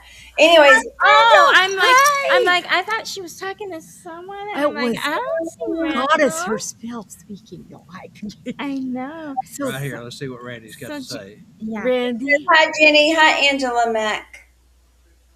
Okay, very good. Going back to YouTube though, we're on the road to 600, guys. We're like Great. 558, I think. So All right. I That's think nothing. a special prize should be given out to the 600th oh person to yes, become on Tuesday Night Live. Wow. Wow, that Maybe is we a could special find a prize. sponsor out there that'd be willing to give a I love gift. that idea. Do I you? love that I mean, idea. I think that maybe it's possible that here there would be a sponsor willing to give out a special gift to that 600 number. Now, but it'll take everybody to make this greater and make it a better show for everyone. Hi, Randall. Isn't she adorable? I guess that's why everybody loves her so much. Well, and Carlucci and Jenny has been on the show multiple years, and they're great friends. I love them both to death, and they are a staunch provider, or not a provider, but a Supporter. supporter. There's a word I'm looking for. Oh my Yes. goodness, of the show, and we do appreciate that very much. And again, there's a certain number that you have to get to with your subscriptions before you get monetized. And we're a small community. We know Right. that. And to really make a difference and start to make money, you got to be up around the 100,000. Mm. And Well, we it probably all won't ever start. get that It 100,000. all starts So with getting to 600. 600 is a step. And then stepping stone. if the 600 could bring in But- 6 more friends each, But Right. then This it'll be is, 3,600. this is That the start, fast. start of our Yes, sixth exactly. season. I need to have her 6 years promote we've my been I doing know, this. and this whole 6 thing, it's like 6 and 7th, It's like, I like it. You know what comes after She's- 6, 7, right? Eight, and nine. 8, 9. What and comes after 8, Mrs. 9? Claus does 10. know, but Mrs. Perfect Claus 10. does know the answer to 6, 7. What's the answer? Have you ever heard of a book? A lot of you are avid readers. The Hitchhiker's Guide to the Galaxy. Are you familiar, Bob? I'm not. I don't read. I I do. watch All right. YouTube. You should, because the answer, it says in the Hitchhiker's Guide to the Galaxy, which you think about Santa, and he really is a hitchhiker of the galaxy, right? Well, that's So true. you would fall into that. Very true. Now, some people say 6 times 7 is 42.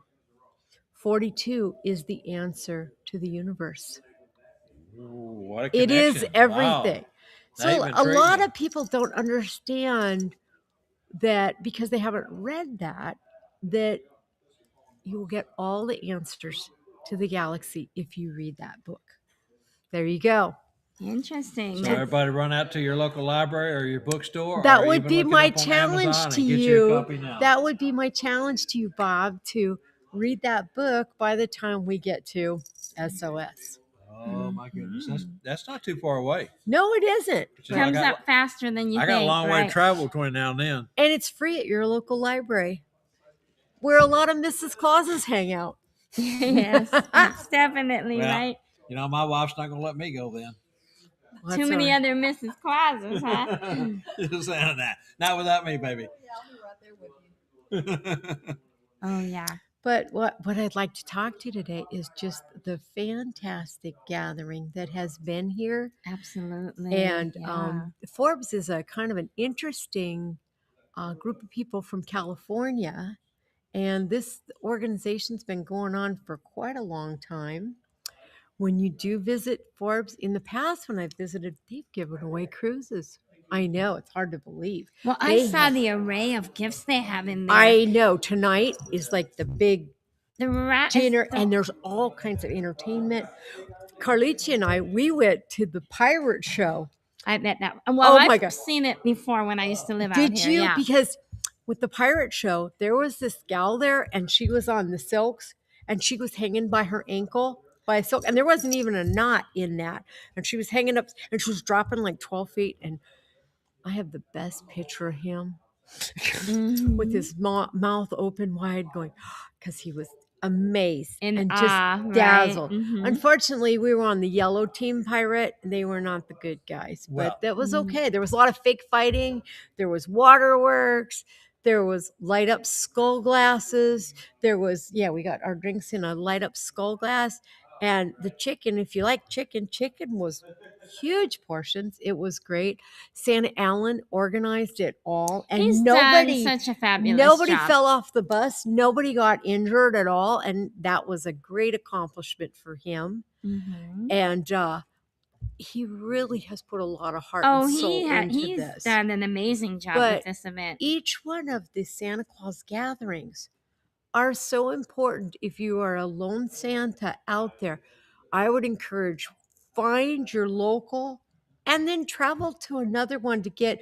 Bob, you're just learning this for the first time coming out here to Forbes. Yeah, this is our first time, as we mentioned, to Forbes. The and flavor something is I've been different. intrigued about Yes. for some time, but travel cost, and we really didn't have the opportunity to get out here before now. And we saw Alan Cornwell in Gatlinburg, and he walked up and started talking to us, and he cordially invited us out. Now he's made it perfectly clear yesterday that this will be a annual for us. That's what So he we'll be said. coming back year after year. Next year won't be in Well, now San it Diego. moves around. The San southern Diego next year. Next year will be San Diego, absolutely.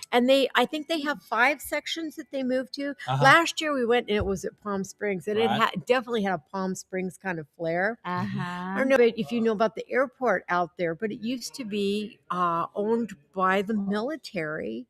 It's And very small, isn't it? they had to close that thing for up to like 3 to 4 months out of the year because it would flood and stuff. It wasn't, but it is a small airport. You Yeah. get out of the airplane and you go down a walkway before you get to the terminal. It's very small, very quaint. But originally a lot of the Hollywood stars would come up to practice their scripts and Oh, get yeah. away from the busy life down here in the cities.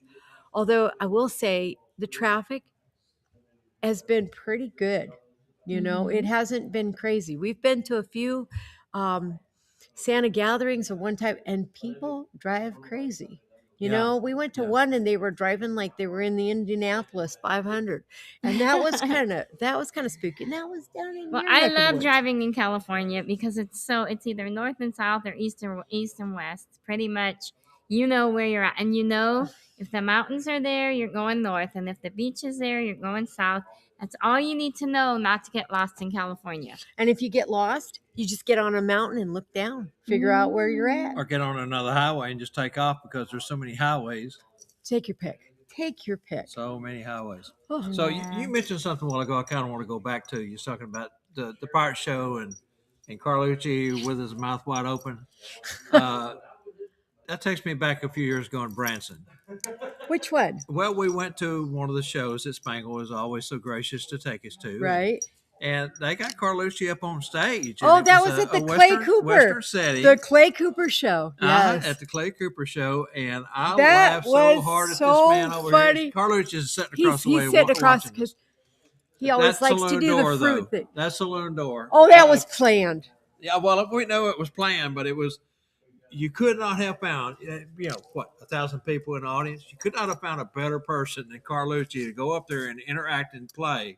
Well, his expressions were worth the price of admission, and that's just because of who he is. Well, he's a very, very good improv coach. We was talking improv a while ago. Unless you're involved in the Carlucci way, you would never know how much character development goes into that. But it's not just that; it's becoming your authentic self. You don't want to put on masks. And Bob, you know this. You don't want to put on so many masks that you lose a sense of who you are or what your personal interpretation of what you're going for to become Santa character is. There's quite a few things that you have to stay true to. One is the Santa image. You protect that image that comes number one. Now, you just went into the Hall of Fame. Do you feel that because now you're in the Hall of Fame, you have a higher level of accountability?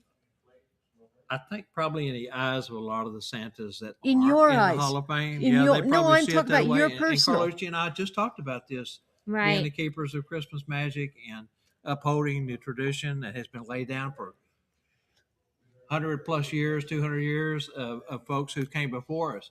Jim Yaley, C.W. Howard, even Phil Wentz was mentioned. And that's because those folks have set the stage for the rest of us. And Carlucci's been doing it twice as long as I have. And he's been quite a mentor to me. I've looked up to him, and he's taught me so much. But that's the way this community operates. Right. And yes, it's an honor, I am so humbled that I made the Hall of Fame. I told Carlucci I didn't think it would ever happen. Spangle was pulling my leg. He was lying to me. He was tricking me when he called to tell me. And I don't know that it's really sunk in 100%. I still pinch myself when I get up or someone mentions it. I almost feel embarrassed because I'm humble. I'm humble. But I see when I look at you and you describe it, there's a new twinkle in your eye. Sure. There's a I brand love new being twinkle. Santa. Yeah. That's why we do it. We love the children. Right. We love. But it's nice to be recognized for all by of your peers. all of It is right, because again, and the effort it's a small mm-hmm. small class of people. 2025 was the 15th year. How many total are in the Hall of Fame? It's got to be less than 100, I think. Sure, and just in Gatlinburg, when you guys did the group picture of just the ones that was there, there was of the living members, there was only a few that wasn't there. So that was a great picture, a picture that was once in a lifetime. There was 55, I think, when I went in. Yeah. So since then, there's got to be another 30. And right? So I'd say close to 75 to 80. And like I said earlier, I think this year with 15, that's probably one of the larger classes they've taken, because I know one year was 7, another was 9, right. One year was like 5. So I mean, it's a very select few. And if you don't ever make it into the Hall of Fame, it doesn't mean that you are not right. There's a gentleman that's deserving here watching, and wonderful Santa. You that deserves it more than I do, than a lot of the guys in a Randall Santa Checker League. Oh, 50 years performing. Started at a ripe age of like 12 or 13, 14, and has performed for years and years and years and made a difference in more than one way. And hopefully someday he'll make it soon too. I think he's deserving. And we can say that about a lot of guys. A lot of guys. And you're now being able to say that about a lot of women also. That's what I said earlier. We mentioned that earlier. And couples now. Recognized as couples. Absolutely. And I like to think about John Armstrong and his lovely wife. Her name is Joan. John and Joan Armstrong. And they just are wonderful human beings. I once did a symposium, and they put me on a panel, and it was my first time to be put on a panel, and I was just so tickled. And they put me on with Marlo and Joan. And so it was kind of funny. Joan went first, and she talked about, when I met John, I was in the 6th grade, and he was the most wonderful man I had ever met. And I was so moved at all the wonderful things that they had done, not only for the Santa Claus community, but for their community in Tennessee and their personal lives.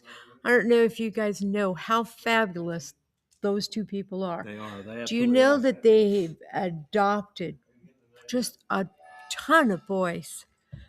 And her heart is such a giving and loving heart. Well, she sat on this panel with me, and it was at an IBRBS event, and I was kind of the neutral. Okay, so they had Joan and Marlo. Have you looked over at me? She said, "I think the woman just grew wings in front of me." She said, "There is no way I'm going next." Well, she didn't word it quite to follow, huh? Quite like that, but it was an interesting, and I come across with more of a neutral Mrs. Claus. We are not, Carlucci and I are not religious. We're not secular. Mm-hmm. We love people. We love all of the wonderful people that there are out in this world, and bringing just joy of the characters to them. One of the things that he really stressed with me in the beginning was that as a Christmas character, you might be the only happy face that a child sees during the season. True. Whether you're in a hospital situation or visiting a group home for children, Carlucci gives an extreme amount of volunteer time to many, not just a few, but many. Salvation Army being one. We're spokespeople in the Twin Cities for them and help them light the tree for the city of St. Paul. They just got a brand new tree. And we do a lot of work with our local winter carnival. We do a lot of work with Best Christmas Ever. We do a lot of work. And all of these people in the community, Bob, I'm sure you do some really important volunteer work that is true to your heart. Well, and you know, that really is the ones that feel the best. Yes. I mean, I've mentioned many times that we do have costs associated with being performers. It's not a cheap hobby. No. It is really expensive. Many of you know I used to race circle track cars, and I just couldn't believe how much money it costs to go fast. And I can't believe how much money it costs to be good. And you know, your character is everything, Right. but you've also got to look the part. Right.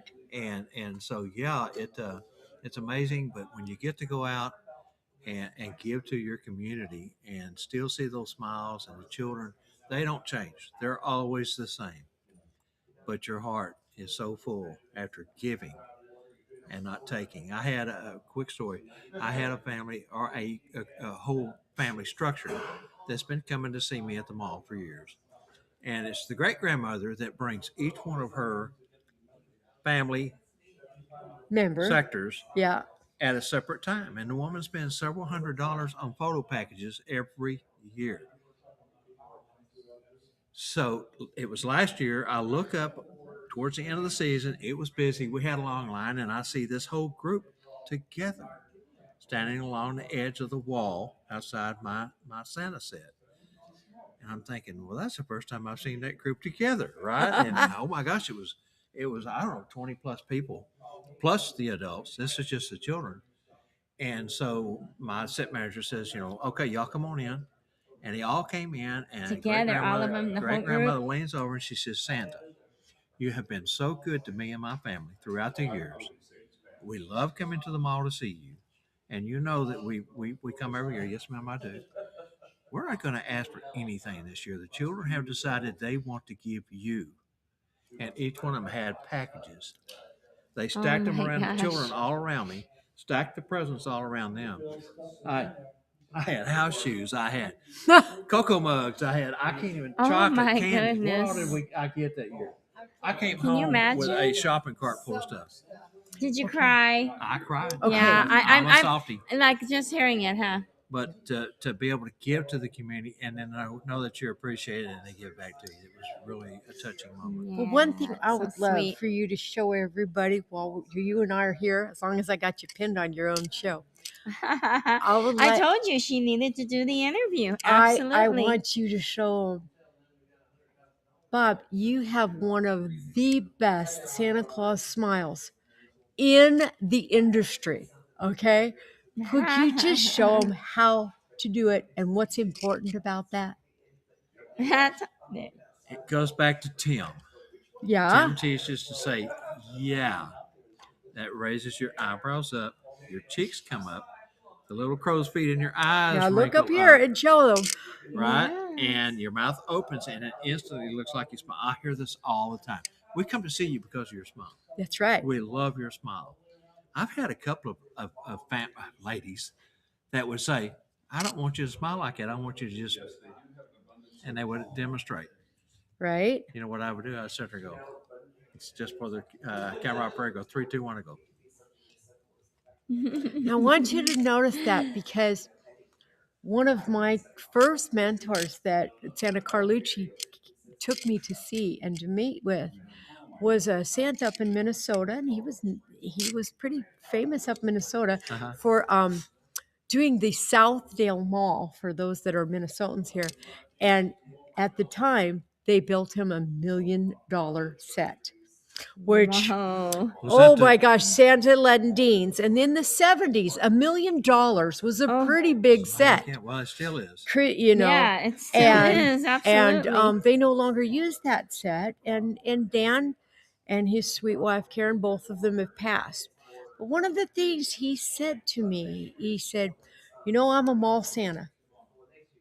There's something very special about being a mall Santa that a home visit Santa doesn't understand. You get on in those shifts in 1973, they started at 9 a.m. Your shift did not end until your last 9 p.m.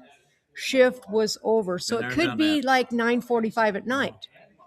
And he said to me, he says, I want you to learn to hold a smile for as long as you need to. Oh my God. Okay? Mm-hmm. Because he says, the child that comes with the grandmother at 9 a.m. has been up since 7 a.m. and you're all fresh and you deserve, you know, they knew that you're like a surgeon. You want them to be fresh. But that woman that has brought that child to see you and is there at 9:45 at night, which is 2 hours and 45 minutes past that child's bedtime, that child by that mother is expected to smile and be happy you're there. They deserve the exact same the attention exact from the very same first child smile of the season to your very last child of the season. So I would challenge you to find that smile. I would challenge every one of your TNL to find your Bob smile and be able to hold it as long as you need to, because so that's on the holding part of it. Now this is really where it gets into, you know, detail about mall Santas. Each year, if you're lucky, you might get one or two return elves, photo elves, to come back. Right. It's only a seasonal job. They usually go off and find another job full time or something that pays better. It's just to fill in for a little extra Christmas money. Mm-hmm. I've been fortunate the last couple of years to have a couple return. But these new ones, oh my gosh, they want to look in the camera and then they want to look at the monitor and then they want to look in the camera and then they'll say 3, 2, and they'll look up above the camera and then look back into the camera and then they'll look back at the monitor. This goes on a minute and a half, 2 minutes, 3 minutes, and I'm over the whole time.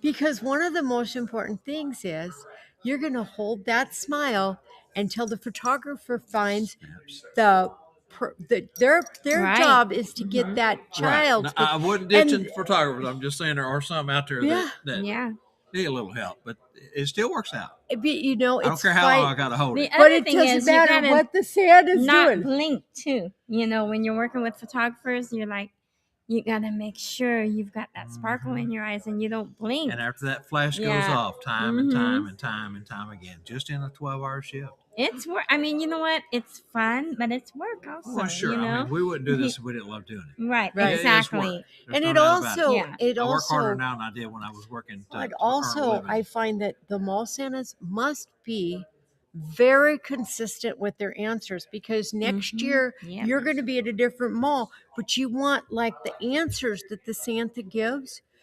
Don't go out there too crazy. Carlucci and I talked about that today. Don't be out there too crazy, because you are leaving a footprint that somebody else has to step into. And especially when children get to be, I want to say that 8 to 9 is pretty challenging. You know what? I read somewhere that the average age that a child stops believing is about 8. That's when they get underwear. That's where I read. That's when they get underwear. Yep. That's exactly. But that's about the time that the parents use the velvet hammer on the child. And you want to keep this. You want to keep your Santa life. You're not the disciplinarian here. You want to keep it really positive. Yeah. And you also want to make this easy for the next Santa to come in. Well, I hate it when the parents want you to talk to the child because the child's done this, child's done that. That's happened. Be the disciplinarian. They want me to, and I will tell them that starts at home. Right. You know, I'll have a word with them, but it's probably not going to be the word that you wish that I have. See, and And that I'll makes do it you in a full kind of a gentle lot way of that, mom and dad, integrity to the want you character. to do a little bit better. And I Yeah. mean, there's a kind way of doing it, but I mean, some parents really want to get rude about it. I mean, he's been terrible this year, and blah blah blah. And they carry on. Can you imagine, how some children are intimidated by Santa? But if you think about it, and I'm not talking the real little ones, but I'm talking them on the cusp of, Yeah, being not too Fruit. little, not too young, and not too old. They're using, some parents will use Santa all year long as a threat. that's why they're scared when they get there. I'm gonna tell Santa, Santa, you're not gonna any get gifts this year. You're anything. going to be on a And naughty then they list. come Well, and they're like, oh, I don't know about On this. a more positive note, I think you do a wonderful job at spreading happiness and peace. And I think you do a wonderful job at encouraging both children and parents to be the very You have to. more pleasant people. You have to. And it's You have to be the about mind of how reason. we treat each other in this world. Mhm. And I think you're a prime example of that. That's I know why when he I made- was a newer Mrs. Claus, you one time he had a Halloween show. Do you remember you had to have the Halloween shows? And I spent so much time and effort getting that. And I did a really way out there character. And you were the only person that appreciated that I was doing a way out there character.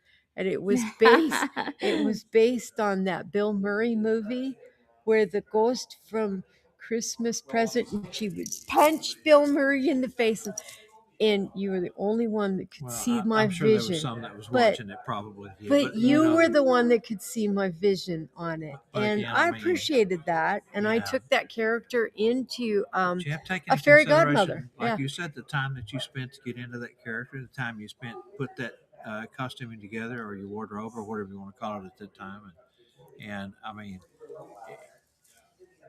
it showed.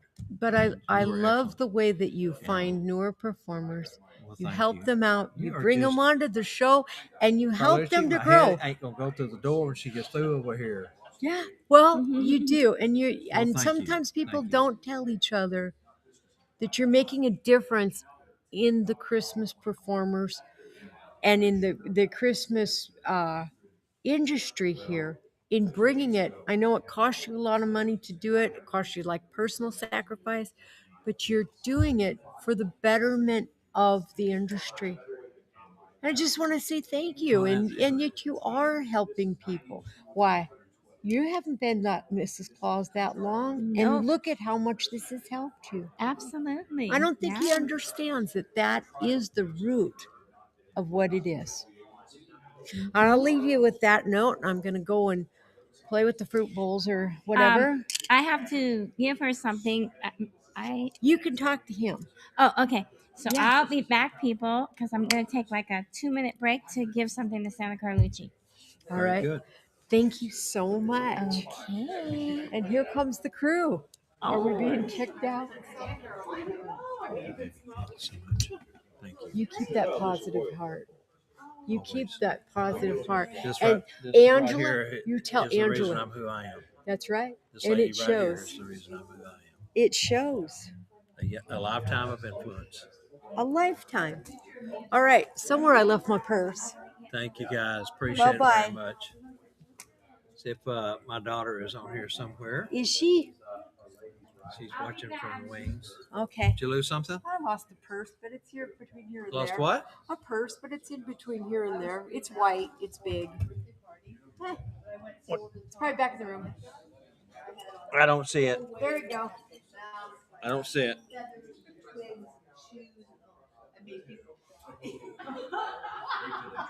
Okay, guys. Wow. I mean, how do I follow that? She is so gracious in her words, so kind in her words. She almost brought me to tears. I had to hold back. She's a sweet lady. Her and Carlucci are just the best. It's wonderful to have folks like them in this industry that we can always count on. Can always call at the hat, drop of a hat to ask for support. Number one, number two, information. So many people out there that that you look up to, and those are two that I look up to. You with me, Angela? Thank you, Robin. I'll throw this up there on the screen real quick. But, thank you, thank you. Appreciate you. And hey, it's been a while since we had you on, Robin. We probably need to get you on in 2026. So Sorry, I was eating. that's okay. I've got my food sitting Right, over it's here. okay. Very good. Are you just on by yourself? I just want to say hi to We're John. live. I'm so glad you're on here, John. John Schnagelberger. I say that. He says missed you all. How about that? We have missed all of you as well. Yes, we have. It's been a long off season, and kind of looking up through here. John says he's only able to check in for a few. We've had a long day already today, and now I've got to kind of share something with everyone real quick here. This afternoon, I was asked to do something that I'm going to have to drop off here in a little bit to go do. Alan Cornwell, the president of Forbes, who met Scott Spangle and myself in Gatlinburg this last year, and Spangle had come out here last year and had talked about how nice of an event that they had put on, and that they had invited him back to come back this year, and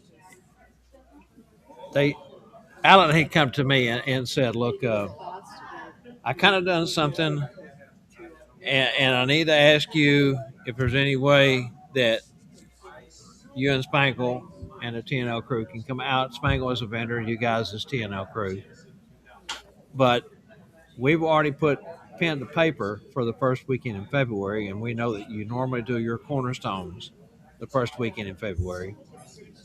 Have you already signed a contract with your hotel?" And at the time, we hadn't.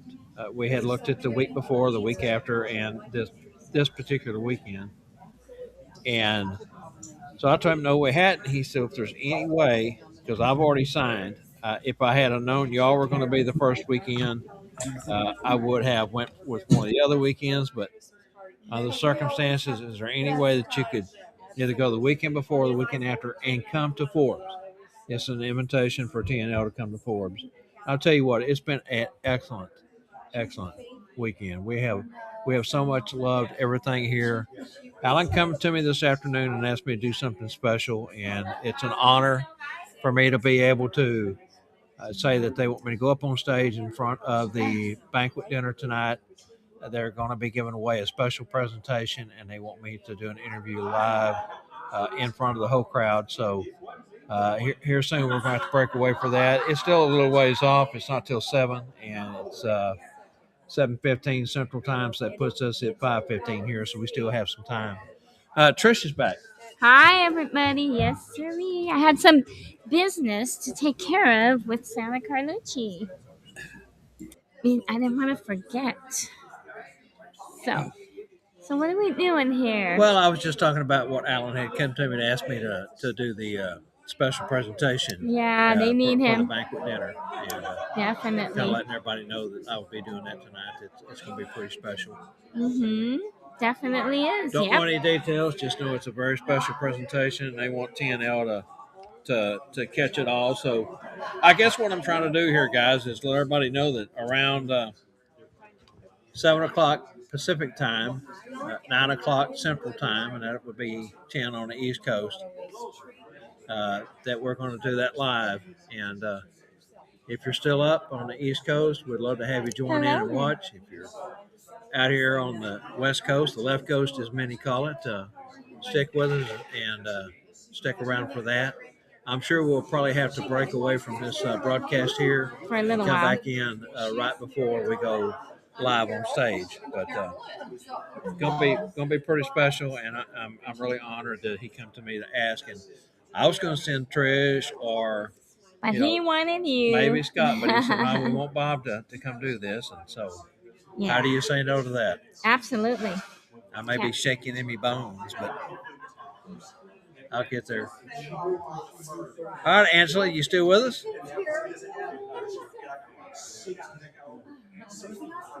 She is. So, do we have anyone else with us? Let's see. John and Robin and Alan Sue. you want to talk to him again? Polo Reggio. Did you interview? Polo Reggio. How about that? That's good. Oh, Hey, y'all okay. had that last week. Did you interview Bill Dindy? We have not. I told him I would, but he's busy with family. Yeah, we're gonna have to get him over here at some point. Yeah. Are we going to break at any time before we do over there? Oh yeah, we'll have to. Yeah, I think We'll so. take a bit of a break So as we chat here amongst ourselves. yeah, we're live, and that's okay because we are very authentic here at TNL. Well, it's kind of hard to break away, come back, break away, come back. So once we go live, we kind of stick with it. We go with the flow, right? And, kind of fill airtime and make it all work. So we sure do. I'm kind of keeping an eye on Bill over there. When he gets a chance, we may drag him over here for a minute. Absolutely. Anybody familiar? I'm sure a lot of you are familiar with Bill Dindy, Samus Taylor. Yep. Makes some of the most impressive outfits in the business, I'd say. Santa's Taylor, and it's funny because Spangle was giving him a hard time yesterday. Yeah, what he for? was Santa Taylor and leaving the S off, and then he said Santa's trailer. And I'm surprised Bill didn't reach over and pull his ear off. But those of you that live in North Texas or anywhere across the country may know Bill Dindy, Santa's Taylor. Yeah, bespoke.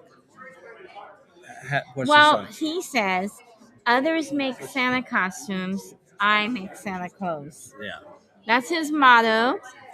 And he does have some pretty fabulous outfits. I will tell you that much. You know what? I wish I could. Hi, Kane. I want to say hi to Kane Smith. He's been with us on and off all day, and we do appreciate the support, Kane. It's good to see you. I'm glad you're doing well. Hope you're doing well. I haven't talked to you in the off season, but we hope that you are. Looking forward to seeing you soon, my friend. Right. Yeah, tonight they're having I don't know if it's a DJ or a band. Yeah, but I guess that's after the banquet.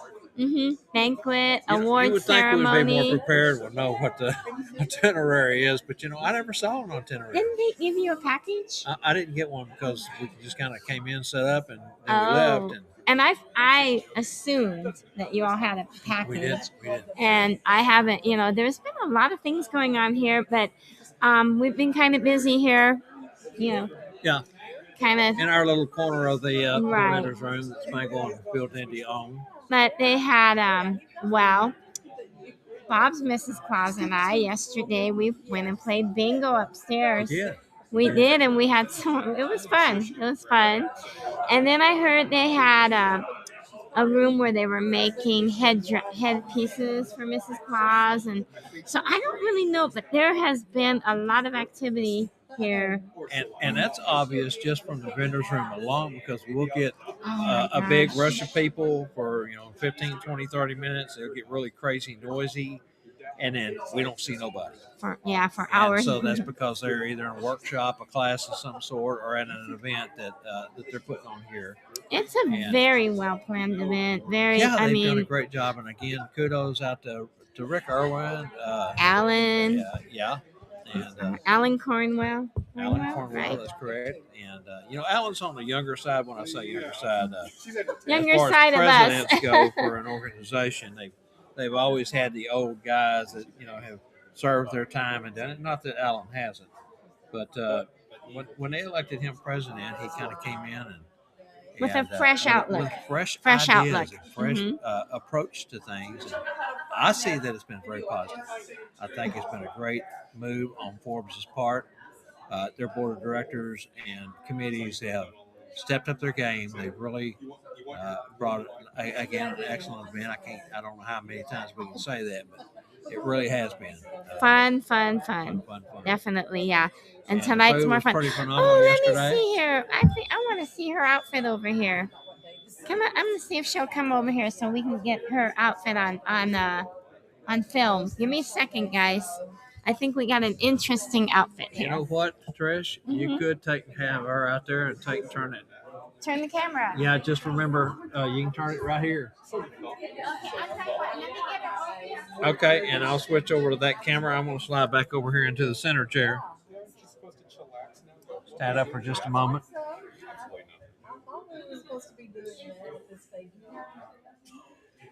So,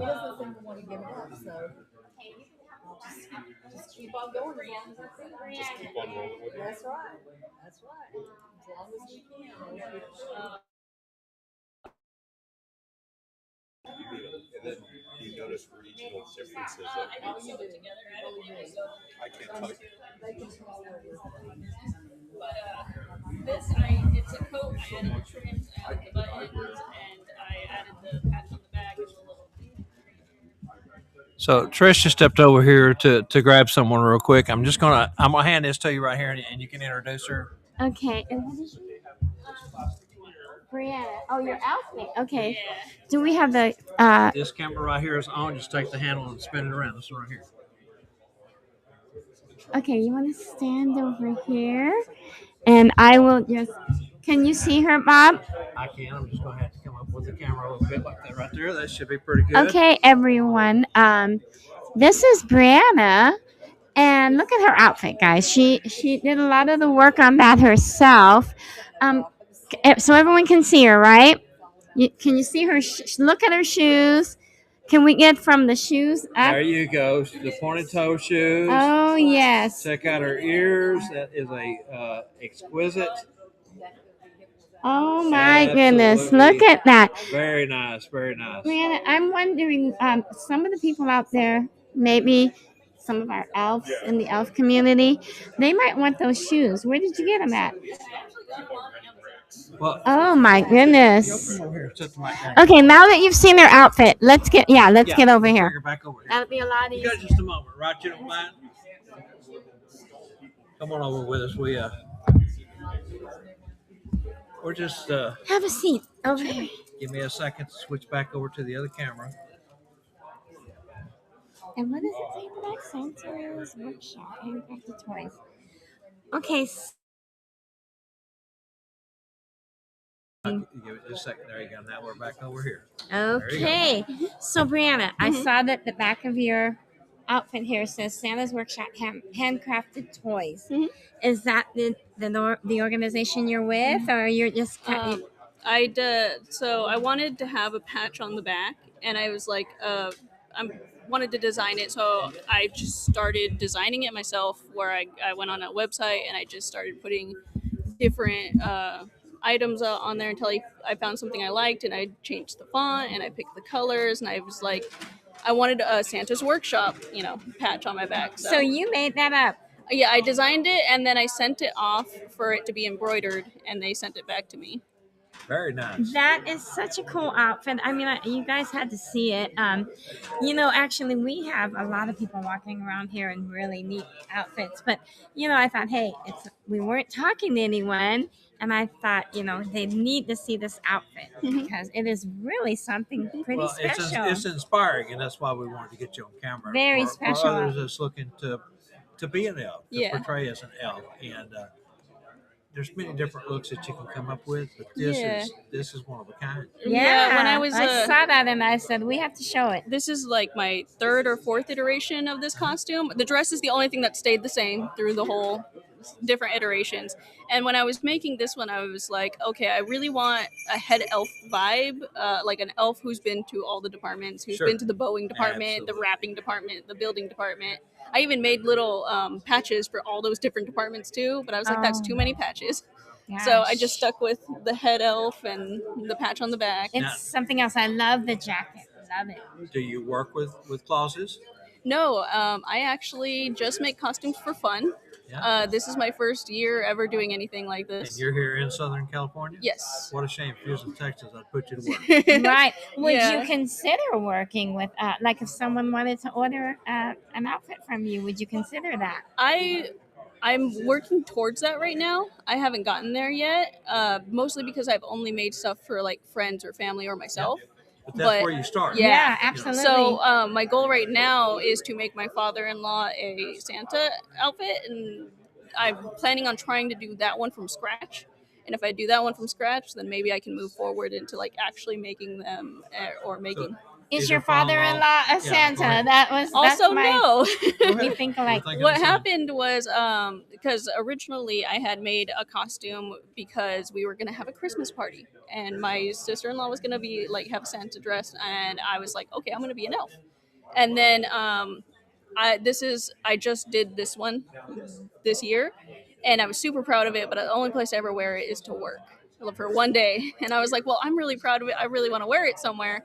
And my friends were having a charity, like for raising charity for or money for charity, and I was going to help them dressed as an elf. And I was like, well, I'm going to have to go there anyways dressed as an elf. I'm going to go visit Santa Allen because we always visit him every year for my son. And I went to visit, and Santa Allen was all like, you could do elf work, and so he was the one that brought me in. Absolutely. That was going to be my next question. How did you get connected to this event?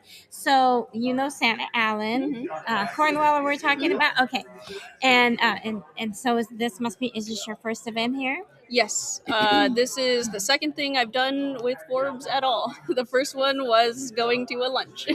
Oh my goodness, how fun. Well, you know what? You are I'm going to say you're very young.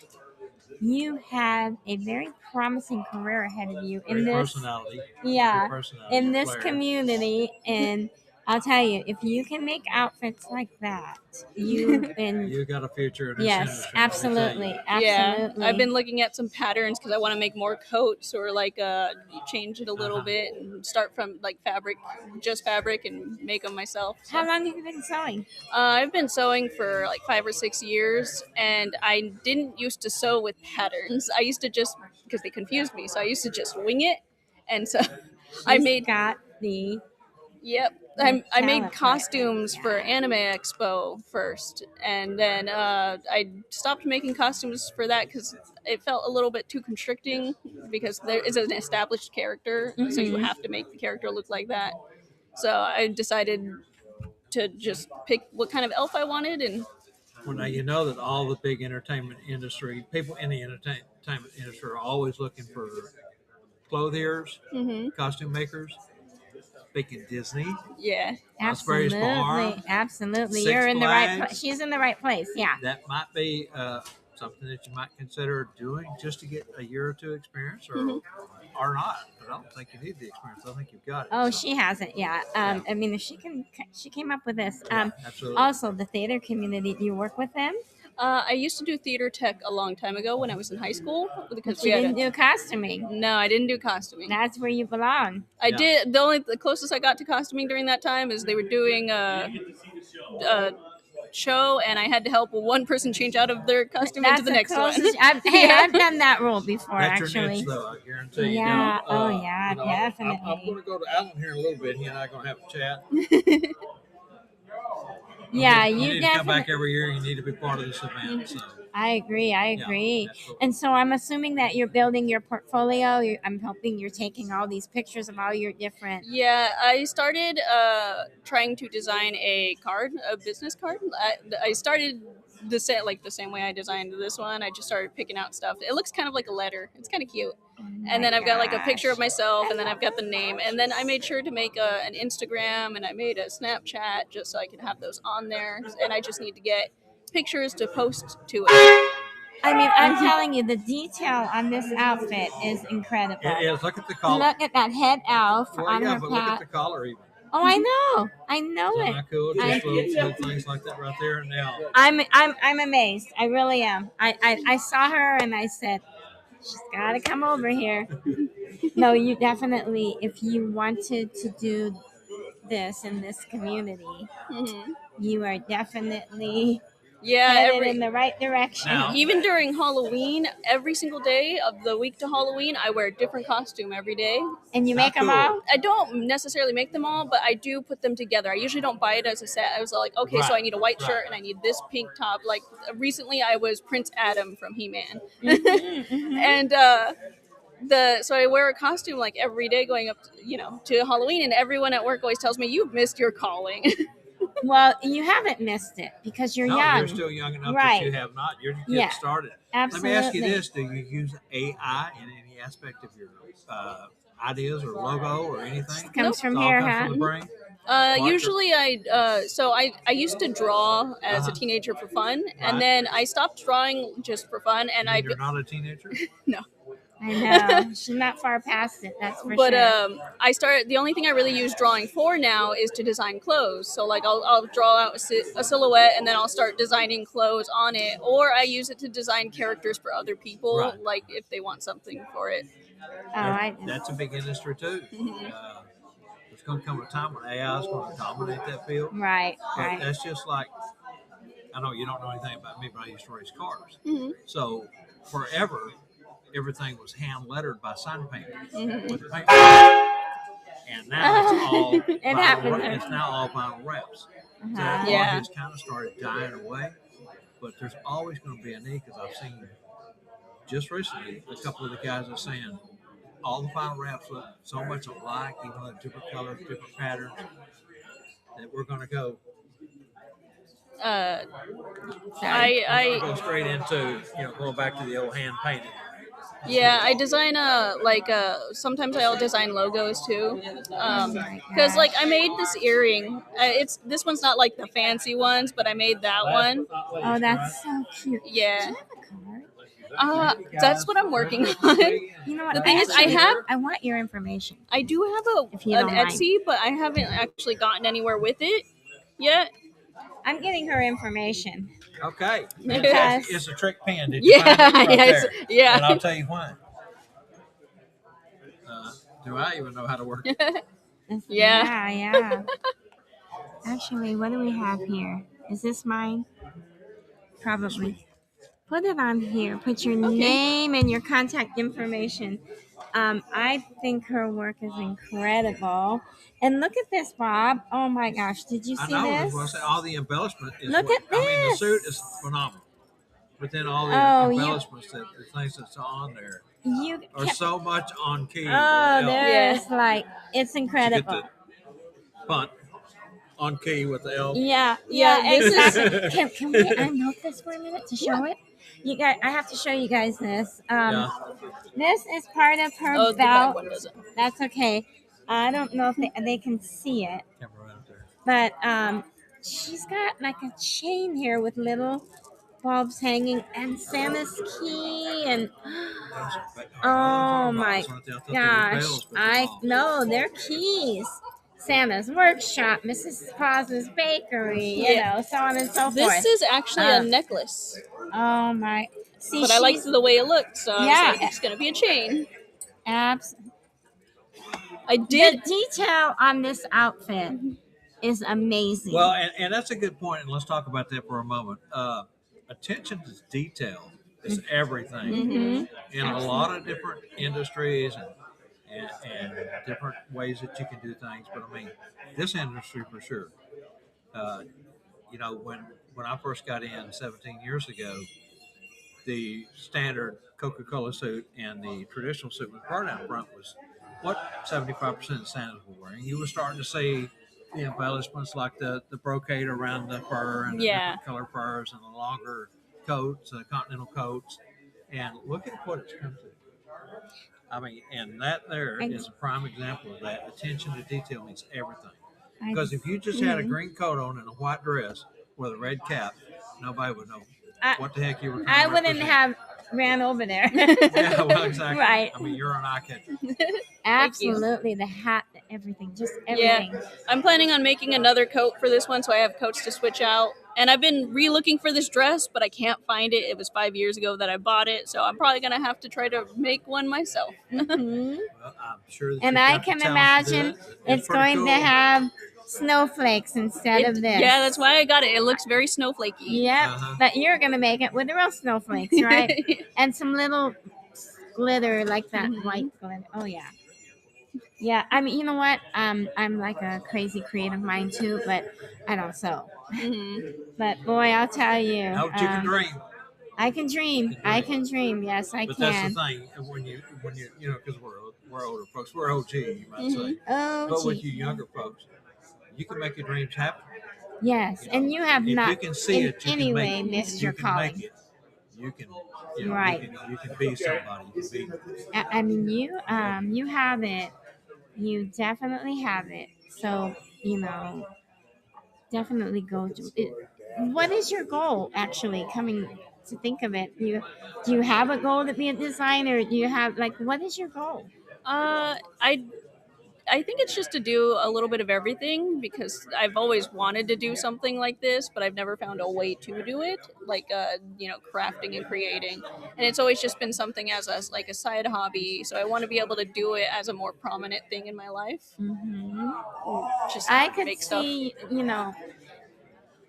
in the class community, we have some very specific clothiers, designers, whatever you want to call it. We have some that Bill Dindy is a very. Do you know Bill? And I met him today. Excuse me. Well, he is definitely one of the top designers in our community, and I mean, we have certain ones that a lot of the Claus, Mrs. Clauses and Santas go to, and I mean, you are right up there. I think she come to see Bill, but Bill was busy, so that was our gain and his loss at the moment, right? Oh yeah, I'll tell you, I was like, you definitely need to talk to Bill before you get away. Oh yeah, he's gonna be in awe of you probably because he has such an open mind and has set the standard for a lot of the other costume makers, wardrobe makers, as he likes to call it. Nadia and Teresa from Adele's, who is here this weekend, and we were trying to get them on camera earlier. She said, she said she'd come over later. I saw her. But they're more of the traditional style. Now they'll step out of their comfort zone every once in a while, but Bill is like, I have a specific idea for my father-in-law's coat. You kind of. Yeah, I've kind of got an idea for it. My mother-in-law also no, this doesn't work. You try, this style instead. So as of right now, I have a pattern that I want to go off of. That's kind of almost a duster style. It's not made for being a Santa coat, but I'm going to make it with fabrics, Santa fabrics, and I know that I want a very specific type of fabric. I want a fabric that is not stretchy. I want it to be able to, be the right fit, and I want it to have embossment on it because I want it to, have like this one does. Yes. Well, he's the right guy to talk to. He, actually, Bill went all the way to Italy this past year. There's the Met Gala in New York. He went to the equivalent of that in Italy. So he is the guy to talk to. District in LA, the fashion district. Yeah, clothing materials and that sort of thing. Now, I got to ask you, in the other vendor room right across from us, have you been in there yet? Yes. Okay, the very first lady when you walk through the door, the right, she's got the purple hair.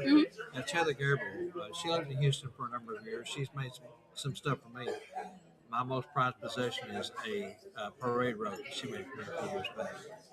And she's another one with open mind. Yeah. Did you talk to her yet? I saw her in passing, and we said some stuff in passing, but I haven't gotten a chance to have a conversation with her because she also likes things she thinks outside the box, and if you can dream it, she will make it for you. Yeah, a lot of guys won't do that. They will say, no, we're going to stick to tradition, like I spoke to Bob. Bill has an open mind on a lot of stuff, but again, when you look at his stuff, it still says Santa Claus. It still says traditional. even though it's got the embellishments, the different, like the fur right there with the embellishment down the fur of the arm. Yeah. That's something that's new, and those are things that he comes up with. So he's a good one to pick. Heather's a good one to pick the brain on. Absolutely, yeah. Heather will be. I bet you and her will have a fun discussion. Yeah. And as far as learning about fabric, we'll get here maybe if Bill's still tied up, we'll take her over for a minute and introduce her. Absolutely, Well, absolutely. I'm not trying to put anything on. I would be a good one to talk to for a minute. And Bill, he can tell you everything you want to know about fabric. He'll tell you, don't use this. This one is too hot. This one is great. And he loves shop talk. He loves shop talk. When I was making costumes, I would just find fabric that I like the way it looks, and sometimes it's super stretchy, and it's really hard to work with when it's stretchy. And I can't tell you, I went to Joann's multiple times going, I can't figure out why this isn't working. And all of the people were just like, I don't know. And I was like, I just need someone to tell me how to fix this. You need to, maybe he'll mentor you as far as like certain things with the fabric and all that. Cause Bill, I think is a teacher at heart too in some ways. Cause every time you talk to him, he's telling you, all about his process and everything. I mean, he loves to talk. I'll tell you that much. So, definitely pick his brain and definitely talk to Heather. Now, who is this that just sat down? This is my father-in-law. You are one lucky son of a gun, okay? Yep. You are going to have this girl. She's so young. I wanted to call you a girl, but, she's going to make your Santa outfit. Mm-hmm. You do not even know how incredibly lucky you are. Right, Bob? She's very talented. The thing is, she's the oldest out of all of them. I'm the oldest out of all of the younger kids. Oh, my gosh. Yeah, I'm 33. I would have never thought. I'm like, I was going to guess 22 or 23, even though I said I she was like a teen. I was like thinking like just out of college, like maybe early 20s. Well, when I first met her, I thought she was 12. Yeah. I've always looked really young. I asked my son, I go, why are you hanging out with a 12-year-old? She goes, she's not 12. She's older than I am, I Dad. took a bartending class, and they kept telling me, you look younger than my 17-year-old daughter. Yeah. They're like, I'd card you. You would go to the bathroom. I'd card you again. Yeah, you look very young. Definitely. She'll probably get carded for years to come. Yeah. But again, she is so talented. Oh my gosh! I keep telling her that she doesn't believe it, but she keeps telling her. You've got two complete strangers. I'm really harsh on myself when it comes to like making stuff. Yeah. And one of my favorite things in life has always been self-perception is the enemy within. We never think of ourselves in the same light that others do. That's true. You don't see in yourself because you're hard on yourself. You want to be the best you can be. And others see the quality in you while you've got blinders on. Right. So just remember that everybody else is seeing you different than what you do. Sometimes we got to take her toys away from her. I understand. Yep. Because it's like she's getting all mad and frustrated. And it's like, Bree, what's wrong? This stitch is out of line. And I'm like, okay. So, you know that's why I never started sewing, because I'm such a perfectionist that I know that if I were to sew, I would be ripping it out more than the seams. And so now she said that you're not a Santa though, right? Not yet. But that's what I was gonna say. I'm assuming that you're going to join our community. Yep. And Take a pause for 1 minute. Let me. Brian. Okay. Yep. And you're her father-in-law. Yep. We ready? There you go. Now carry on. So as you guys can see, I'm sitting here in awe of this young lady and her sewing skills and her creativity. And I just met her very, very fortunate father-in-law who is not a Santa yet. But you know what? It sure the heck looks like one. She is going, and that's why. She's going to make his Santa outfit. And I was telling him how lucky he is. And this is, did you say? Brian. Okay, Brian. Welcome to the world of the class community. Well, let's just go ahead and call him Santa Brian. Right. And you know what? He's going to be a new best dressed Santa is what he's going to be, right? Bob, right? Hopefully. Oh no, there's no hopefully about it. I'm 1,000% sure that you are going to be one of those Santas that walks through the door and people are in awe of what you're wearing, right? Absolutely. Well, we were with her. I mean, she walked up and oh my God. Yeah. And she said, I got to go grab her. We got to talk to her. So, and Oh, we are yeah. live on YouTube, by the way. Yeah, we're live. Thank you. So hello, And Facebook, everyone. YouTube and Facebook. Yeah, YouTube yeah, channel. yeah. But so he's your father-in-law. Mhm. So here we go. Here's our So shows. who we are. And on the back is the 8 shows that we now produce. All Santa Claus community. And as a new Santa, that will be very helpful for Very him. helpful for him. You know, it's especially all getting free. started. So if you go on YouTube, subscribe, you know, so you can get our new shows that come up and everything. Doesn't cost you a penny. So, and there's a lot of valuable information that's shared on our network because we, as you can see, we have many different shows, Yeah. different hosts, and you know, each show has its own flavor. You know, It's all educational for those in the Claus community by Claus. Mm-hmm. And there's places you can go. You can go to schools and get education. You can go to conferences like this and go to workshops to get education. On a weekly basis from March to October, you can watch us for an hour, hour and a half. Tuesday night is where we started with this particular show. We do have 8 shows now on 5 nights, but they're all educational. They're all a good way to pick up tips, get to meet new people, and it don't cost anything. You just go to YouTube, put our address in there, or scan that QR code right there. It'll take you right in. yeah, we bring different. Well, I gotta tell you, you know, since you're new, have you heard of the Santa Hall of Fame? No. Well, you're looking at one of the Hall of Famers here, and we, you know, so we'll bring in different. We will bring in all different levels of Santas and Absolutely. Hall of Famers, new And I love Santas. talking to the new guys. Right, because You know, people like me and Carlucci's been doing it for years and years. I'm not going to say we're set in our ways because we still learn every day. We still pick up new tricks and new things that we can use. But it's the new guys coming in that has a different perspective. A fresh outlook. They have a fresh outlook on what we're doing. And they add so much to the conversation. I've had so many guys tell me, no, I don't have anything to give you on that show because I'm just artist. You're crazy. You got as much to give as anybody because you'd be amazed at what your brain will let you talk about and how it will help others. Maybe it's overcoming your fear. Maybe it's you know, a million different things that could help another new guy coming into the industry. And I find that in my trade as well. What is your trade? I work for a trucking company. I'm an educator.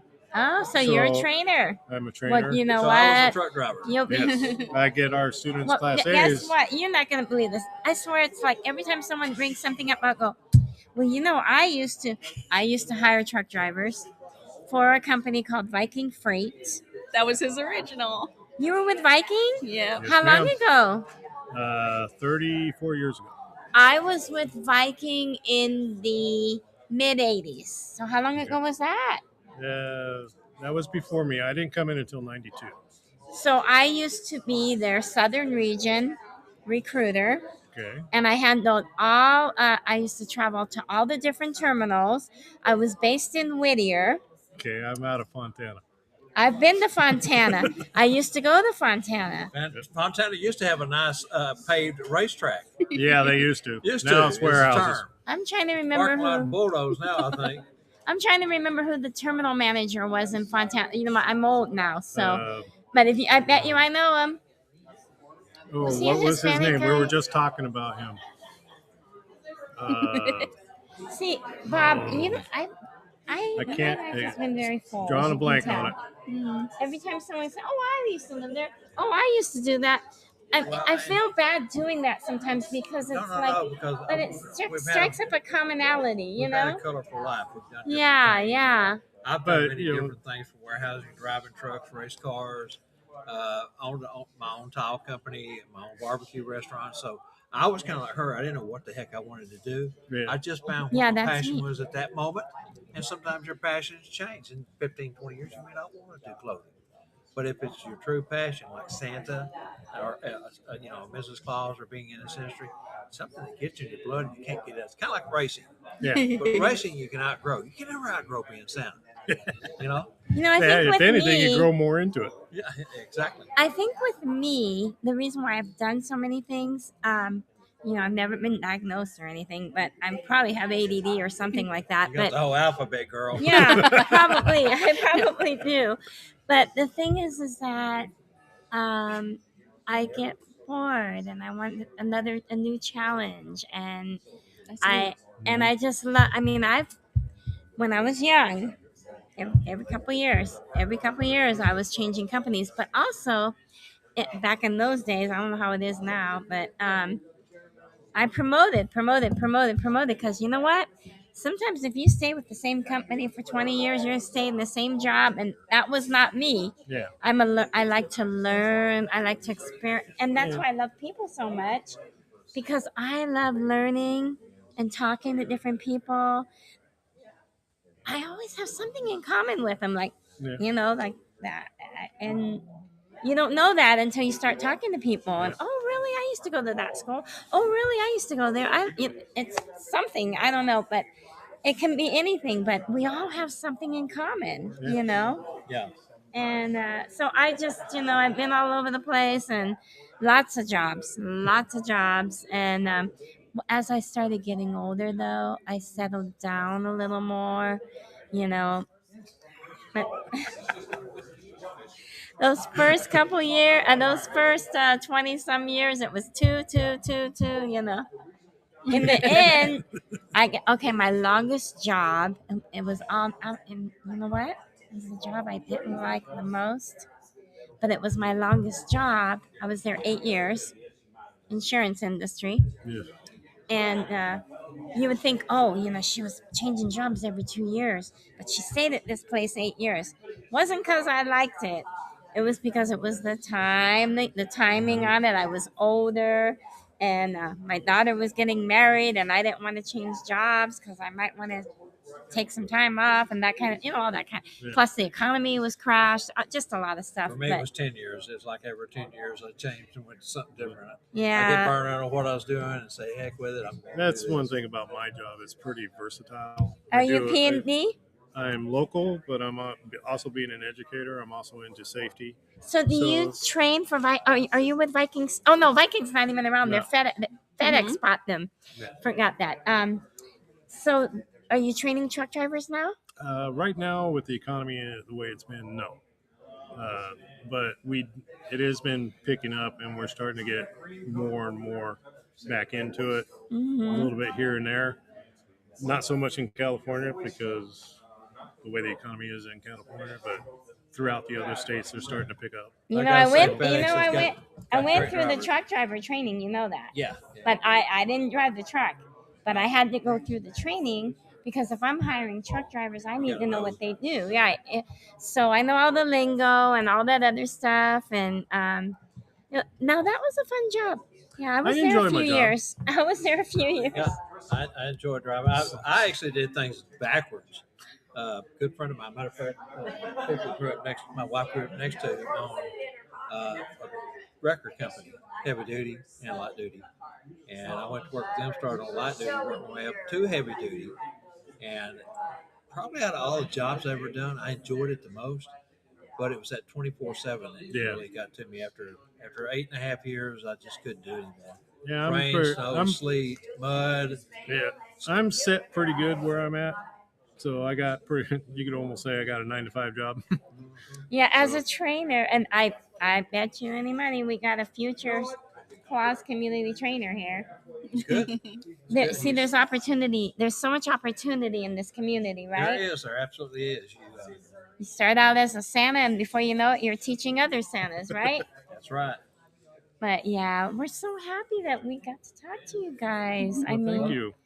I can't believe her talent, and I'm going to be watching you because... And I think Bill is free enough that he might be able to have a word with her. Let's see if we can get him Yeah. Kinda just crippling. Yeah, he said he wanted to show me a design Oh, that let me has a tell- very similar vibe. Let me tell you, he's gonna talk your ear off, and you're gonna love it because he's gonna Go over give and you. introduce her, Yeah, he probably already knows her, but just in case. Thank you. I will. I will do that. Yeah, that's incredible. Take my shoes off when I'm leaving. All right. Okay. We're just going to step over for just a minute and see if Bill Dandy can say hi to this young lady. I say young. Golly, I would have never guessed she was in her 30s. Never, never, never. Pretty crazy, pretty crazy. Okay, let me hide this comment there from AJ. AJ, I'm glad to see you're hanging in with us, buddy. I know you've been on for a long time today, and we appreciate that as always. I'll tell you what I am going to do too while I got just a moment of silence. I'm going to switch back my camera.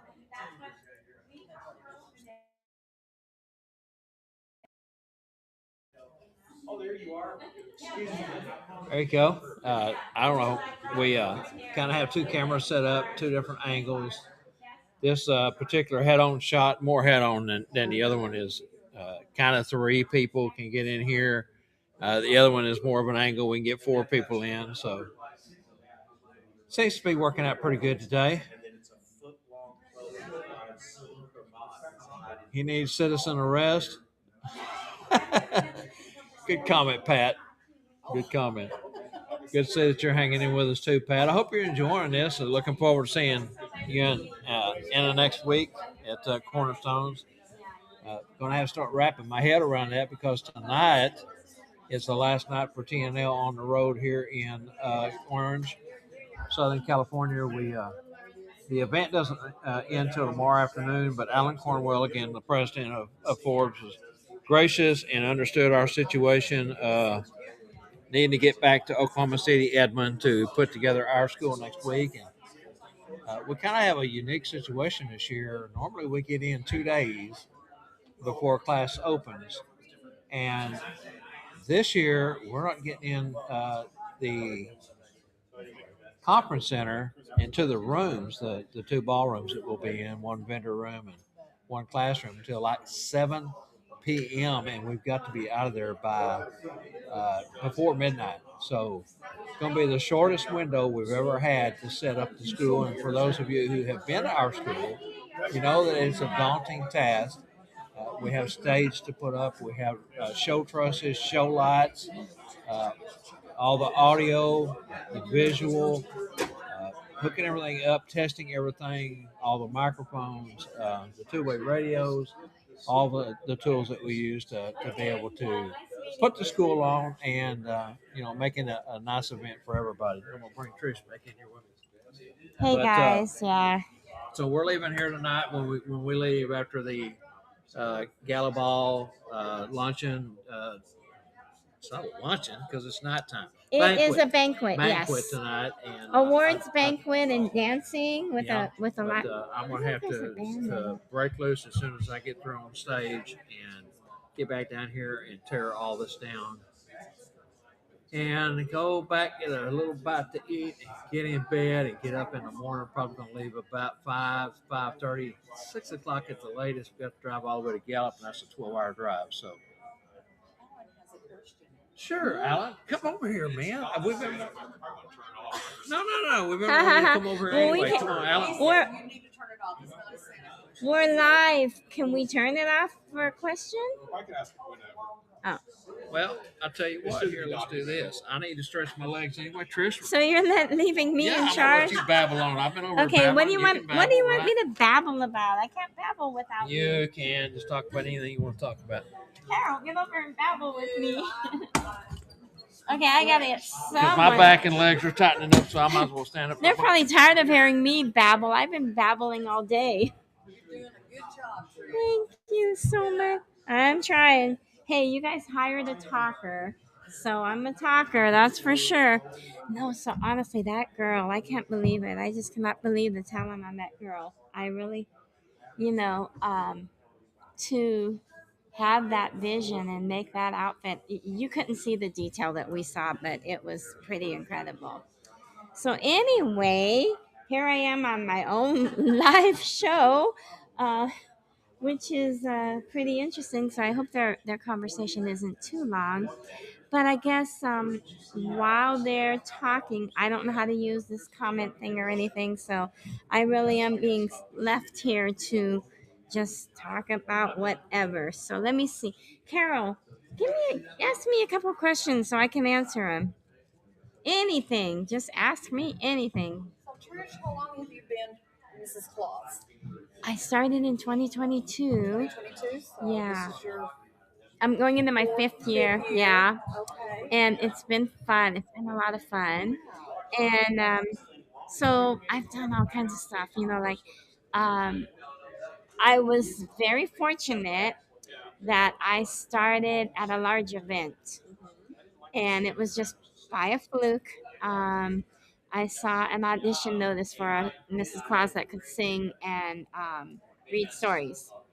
So I was like, well, I sing karaoke, you know, and I certainly can read because I can read stories to my grandchildren. So that's how it all started. And I worked at an event called Enchant, which was at Fair Park, which is the state fair, where the state fair is held in Dallas, Texas. And I met a few, because it was such a large event, we had multiple Santas there. So they had, came up to me at the end of the season and said, "You need to do this." And I knew nothing about the Santa community. I've never known a Santa other than the ones I sat on their laps when I was a little girl. Never known a Mrs. Claus. Well, actually, no, I mean, the funny thing is, I just remember it because today, Rick Irwin is one of the guys that is in charge of this event. And I knew him 20 some years ago because he used to come into an establishment in Orange County here, where we did karaoke. So I knew him and I knew of him and all that. And I'm sure we had conversations then at karaoke and that, but I knew who he was, when I saw that he was involved in this. I was like, wait, I know Rick Irwin. He used to come in and sing karaoke. So but I never talked to him about what he did. I knew he was Santa because he would come in and during the holidays every year, and we would have it was a steakhouse with a bar area, and he used to come in there and with Marines Toys for Tots, yeah. And so every year, the people that hung out at this place, we would do a toy drive, and Rick would come in, and he was our Santa, but he also would come in sometimes and sing. But other than him, but I never in a million years thought about being a Mrs. Claus, or I thought that never crossed my mind, honestly. So it just it's weird because things just happen in your life that you're not, they say you make plans in your life and then life happens, right? And so I was retired already. And when the guys I met at Enchant said, you should do this. And I thought, I had a ball. It was so much fun. The kids are adorable. Kids are adorable. And, it is the happiest time of the year. And so I I was around people that were so happy to be there. They were there to celebrate the holiday, and they all had this spirit of the holiday. And I love music and Christmas music. And so by the time I was finished with that event, I was kind of hooked. I mean, I thought it was a one time thing. And so they gave me their agents' names and stuff like that. So I called Hire Santa, and I talked to Jenny from Hire Santa. And I said, I was referred to you about possibly being a Mrs. Claus. And now the Mrs. Claus opportunities have increased. And even though this was like just almost 5 years ago, she was, yeah, well, we do hire Mrs. Clauses, but there's not a great call for them. Right. There's not a great demand. She goes, but go ahead, send me your information. And so I thought, I guess, there's not a demand for Mrs. Claus, so this probably isn't gonna happen. But I sent her my information, and then, well, because of my previous background in talent management and that, I thought, probably not gonna get any work from this agency. And so I started marketing myself, uh, and got a few jobs with photographers and that.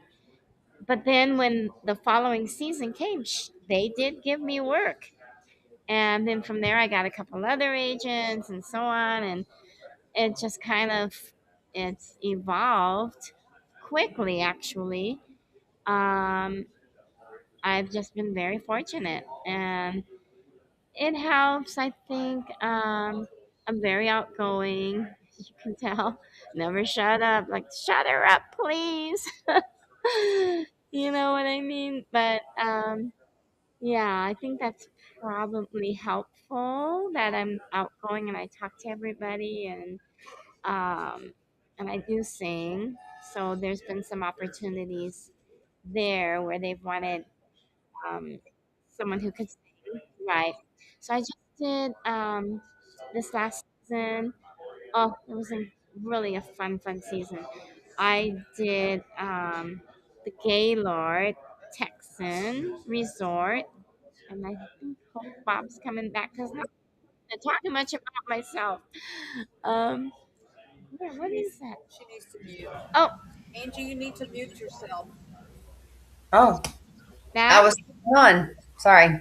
I was like, uh, Angie, am I talking too much about myself? Hey, you know what? He left me on the spot. I'm typically not like, hey, look at me. I've done this and I've done that. Well, it does come up, in conversation. Like, I'm like, oh, I used to work for Viking Freight. Oh, I used to do. I feel so weird doing that because, I've had a very full life. Um, because my motto, like everybody has their thing that they live by, and like we had the Shelley and Frank Mesa on here earlier, and their motto is always choose nice and this and that. And I kind of live my life like I've never lived my life in a comfort zone, never. And so that's kind of how my motto is: come out of your comfort zone, because I know that there's some Mrs. Clauses out there that I've met, and they're nervous about doing, and I said just have fun with it. And I think one of the reasons I've done so much in my life, because I do, believe it or not, I get nervous. I really don't like being on camera. I really don't. And Same. totally, but it's like, okay, they want me to do it, I'll do it. But if you notice, like when I'm on TikTok, or like when I first started doing the videos on TikTok, I'm behind the camera, you Uh, know. I'm like talking to people and I have my thing on them because it's really not my thing to be on camera, but here I am, everybody. So stick with it. You know what I mean? You're stuck with it, at least for the next. I don't know. Bob better finish his conversation because they might want to cut me off here any minute. he'll be talking all night. Oh God, please help me.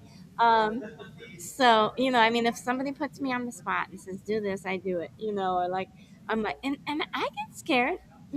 I mean, people go, oh, but you're so this and you're so that. I'm like, no, I'm just like you. I get nervous, but I just feel like just do it, and yeah, Be yourself. yeah, it's all about that, and just have fun with it. And as far as being Mrs. Claus, we're all so unique in our the way we portray her.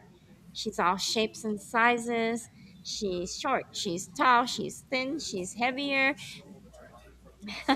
and she's young. We've got some younger ones, and we've got some older ones, and I mean, it's everything. Modern, traditional, right? Now, how I formed mine, okay, so I wanted to be kind of a modern grandma, like someone that, and I looked terrible in a white wig, and I thought, that's not for me. And my Mrs. Claus is a playful, fun, um, I'm nurturing, don't get me wrong, but there are some Mrs. Clauses out there that are just so nurturing, and they're like, and I love kids, but it's different, I'm, yeah, I'm, exactly, and I love the hugs and everything, and I'm definitely nurturing, but it's a little bit different than some of the other Mrs. Clauses that play it more grandmotherly, and that kind of stuff. And I'm like that with my own grandkids, like I'm like the playful grandma, and so I actually, for me, being Mrs. Claus isn't a stretch, because I'm just pretty much myself, and I just have fun with it, and get up and dance with the little girls and twirl my skirt, and I get the boys up there too. But that's pretty much me as Mrs. Claus. I'm very, very similar to who I am pretty much. Yeah, and it's easy. It's easy because I know I yeah, and I don't have to pretend. It's not as much work because I'm just being myself. Angela asked me some questions too. Can we hear her? Oh my goodness. Because your father has me sitting here and I'm just running my mouth, and I feel like if I you Well, know if y'all want to end this, we can. It's whatever you want to do. you think it's a good chance? Okay. Let him know we're gonna sign off. Is that okay? Oh, here he comes. That's all you have to do is mention that. And he's like, oh, Uh-huh, wait, uh-huh. I and just You wanted know last to. what? word. Because I'm like running my Don't push mouth. the button. Don't push the button.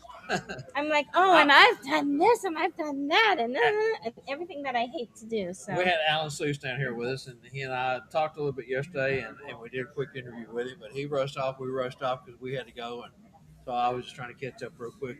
He had a couple of questions, and I wanted to answer them. That's what I do. So anyway, yeah, let's sign off. It's been a fantastic day, a fantastic weekend. We had a slow start yesterday, but today we made up for it. we made up for it And today. I We talked know to as many people as we could. people don't think that sitting around and chatting is tiring, but I remember at Gatlinburg how tired I was, and I can tell you right now I'm tired here too. Memphis, same way. It is. It takes a little bit. You got to kind of get your feet under you and go with it. Thank you so much, everyone, for watching. Thank you. We And this appreciate is you. our last time we're going to talk to them as we leave here. Well, I've got Are the we event coming tonight, back? but I don't know what all that's going to curtail. They just want me to go live. Oh, And that's right. We're going live over there. So you yeah, might hear from us again, yeah, or we've got him one or more deal to do someone. here. It wasn't planned, but it is an obligation that I agreed to do. And Hmm. so we'll be over in the banquet and going up on stage and presenting, helping present. An And award to some very honored Santa. That's all we know. Yeah. And it's they want us to go live and cover it. So and me do an interview with them on stage while the banquet is going. So we'll see what they want me to do. We're going to try to fulfill that. They've been super gracious. Mhm. Fantastic event. It's Great been host. fun. I will be back next year if my wife will let me. And the year after that, and the year after that, this is an event that I want to start making as an annual event. So, and the best of FORBS. I hope that they continue to grow. Alan Cornwell is a great leader, and Mhm. they've really stepped their game up and doing things. Highly recommend. Positive. You weren't here with us this year, but it's worth the trip, right, Bob? It's worth the trip. It was 2 12-hour days. Now, when you look at Carol, she may tell you different. it was a long, long way out, and it's been a whirlwind. But yes, I will be back no matter what. Maybe I'll fly next time. You flew. I flew, and let me tell you, I'm happy I did. Dang, I bet your wings got tired. Yeah. Well, I wasn't on a room, so I will say that much. Very good point. All right, thanks everyone. Angela, any parting words? Nope. Thanks I want to say for thank everything. you to you, your time, your trouble, your effort, your love, your mother. She was a great on-site She's been so helpful. producer today. Yeah. Oh my gosh, couldn't have done it without her. Thank to you, Trish, Carol. and thanks to everyone. Catch us here in a little bit. The event starts at 7 Pacific time, and that's not far away, I don't think. And Oh yeah. so it's 8:15 home now. So it's what, 45 minutes from Something now, like that. right? Yep, Yeah. I believe so. So catch us again over there on that, and we'll see you later. Thanks, everyone. Thank you, everyone. Thank you. Good night. Good night. Well, until 45 minutes from now. Okay. Till we meet again. Till we meet again.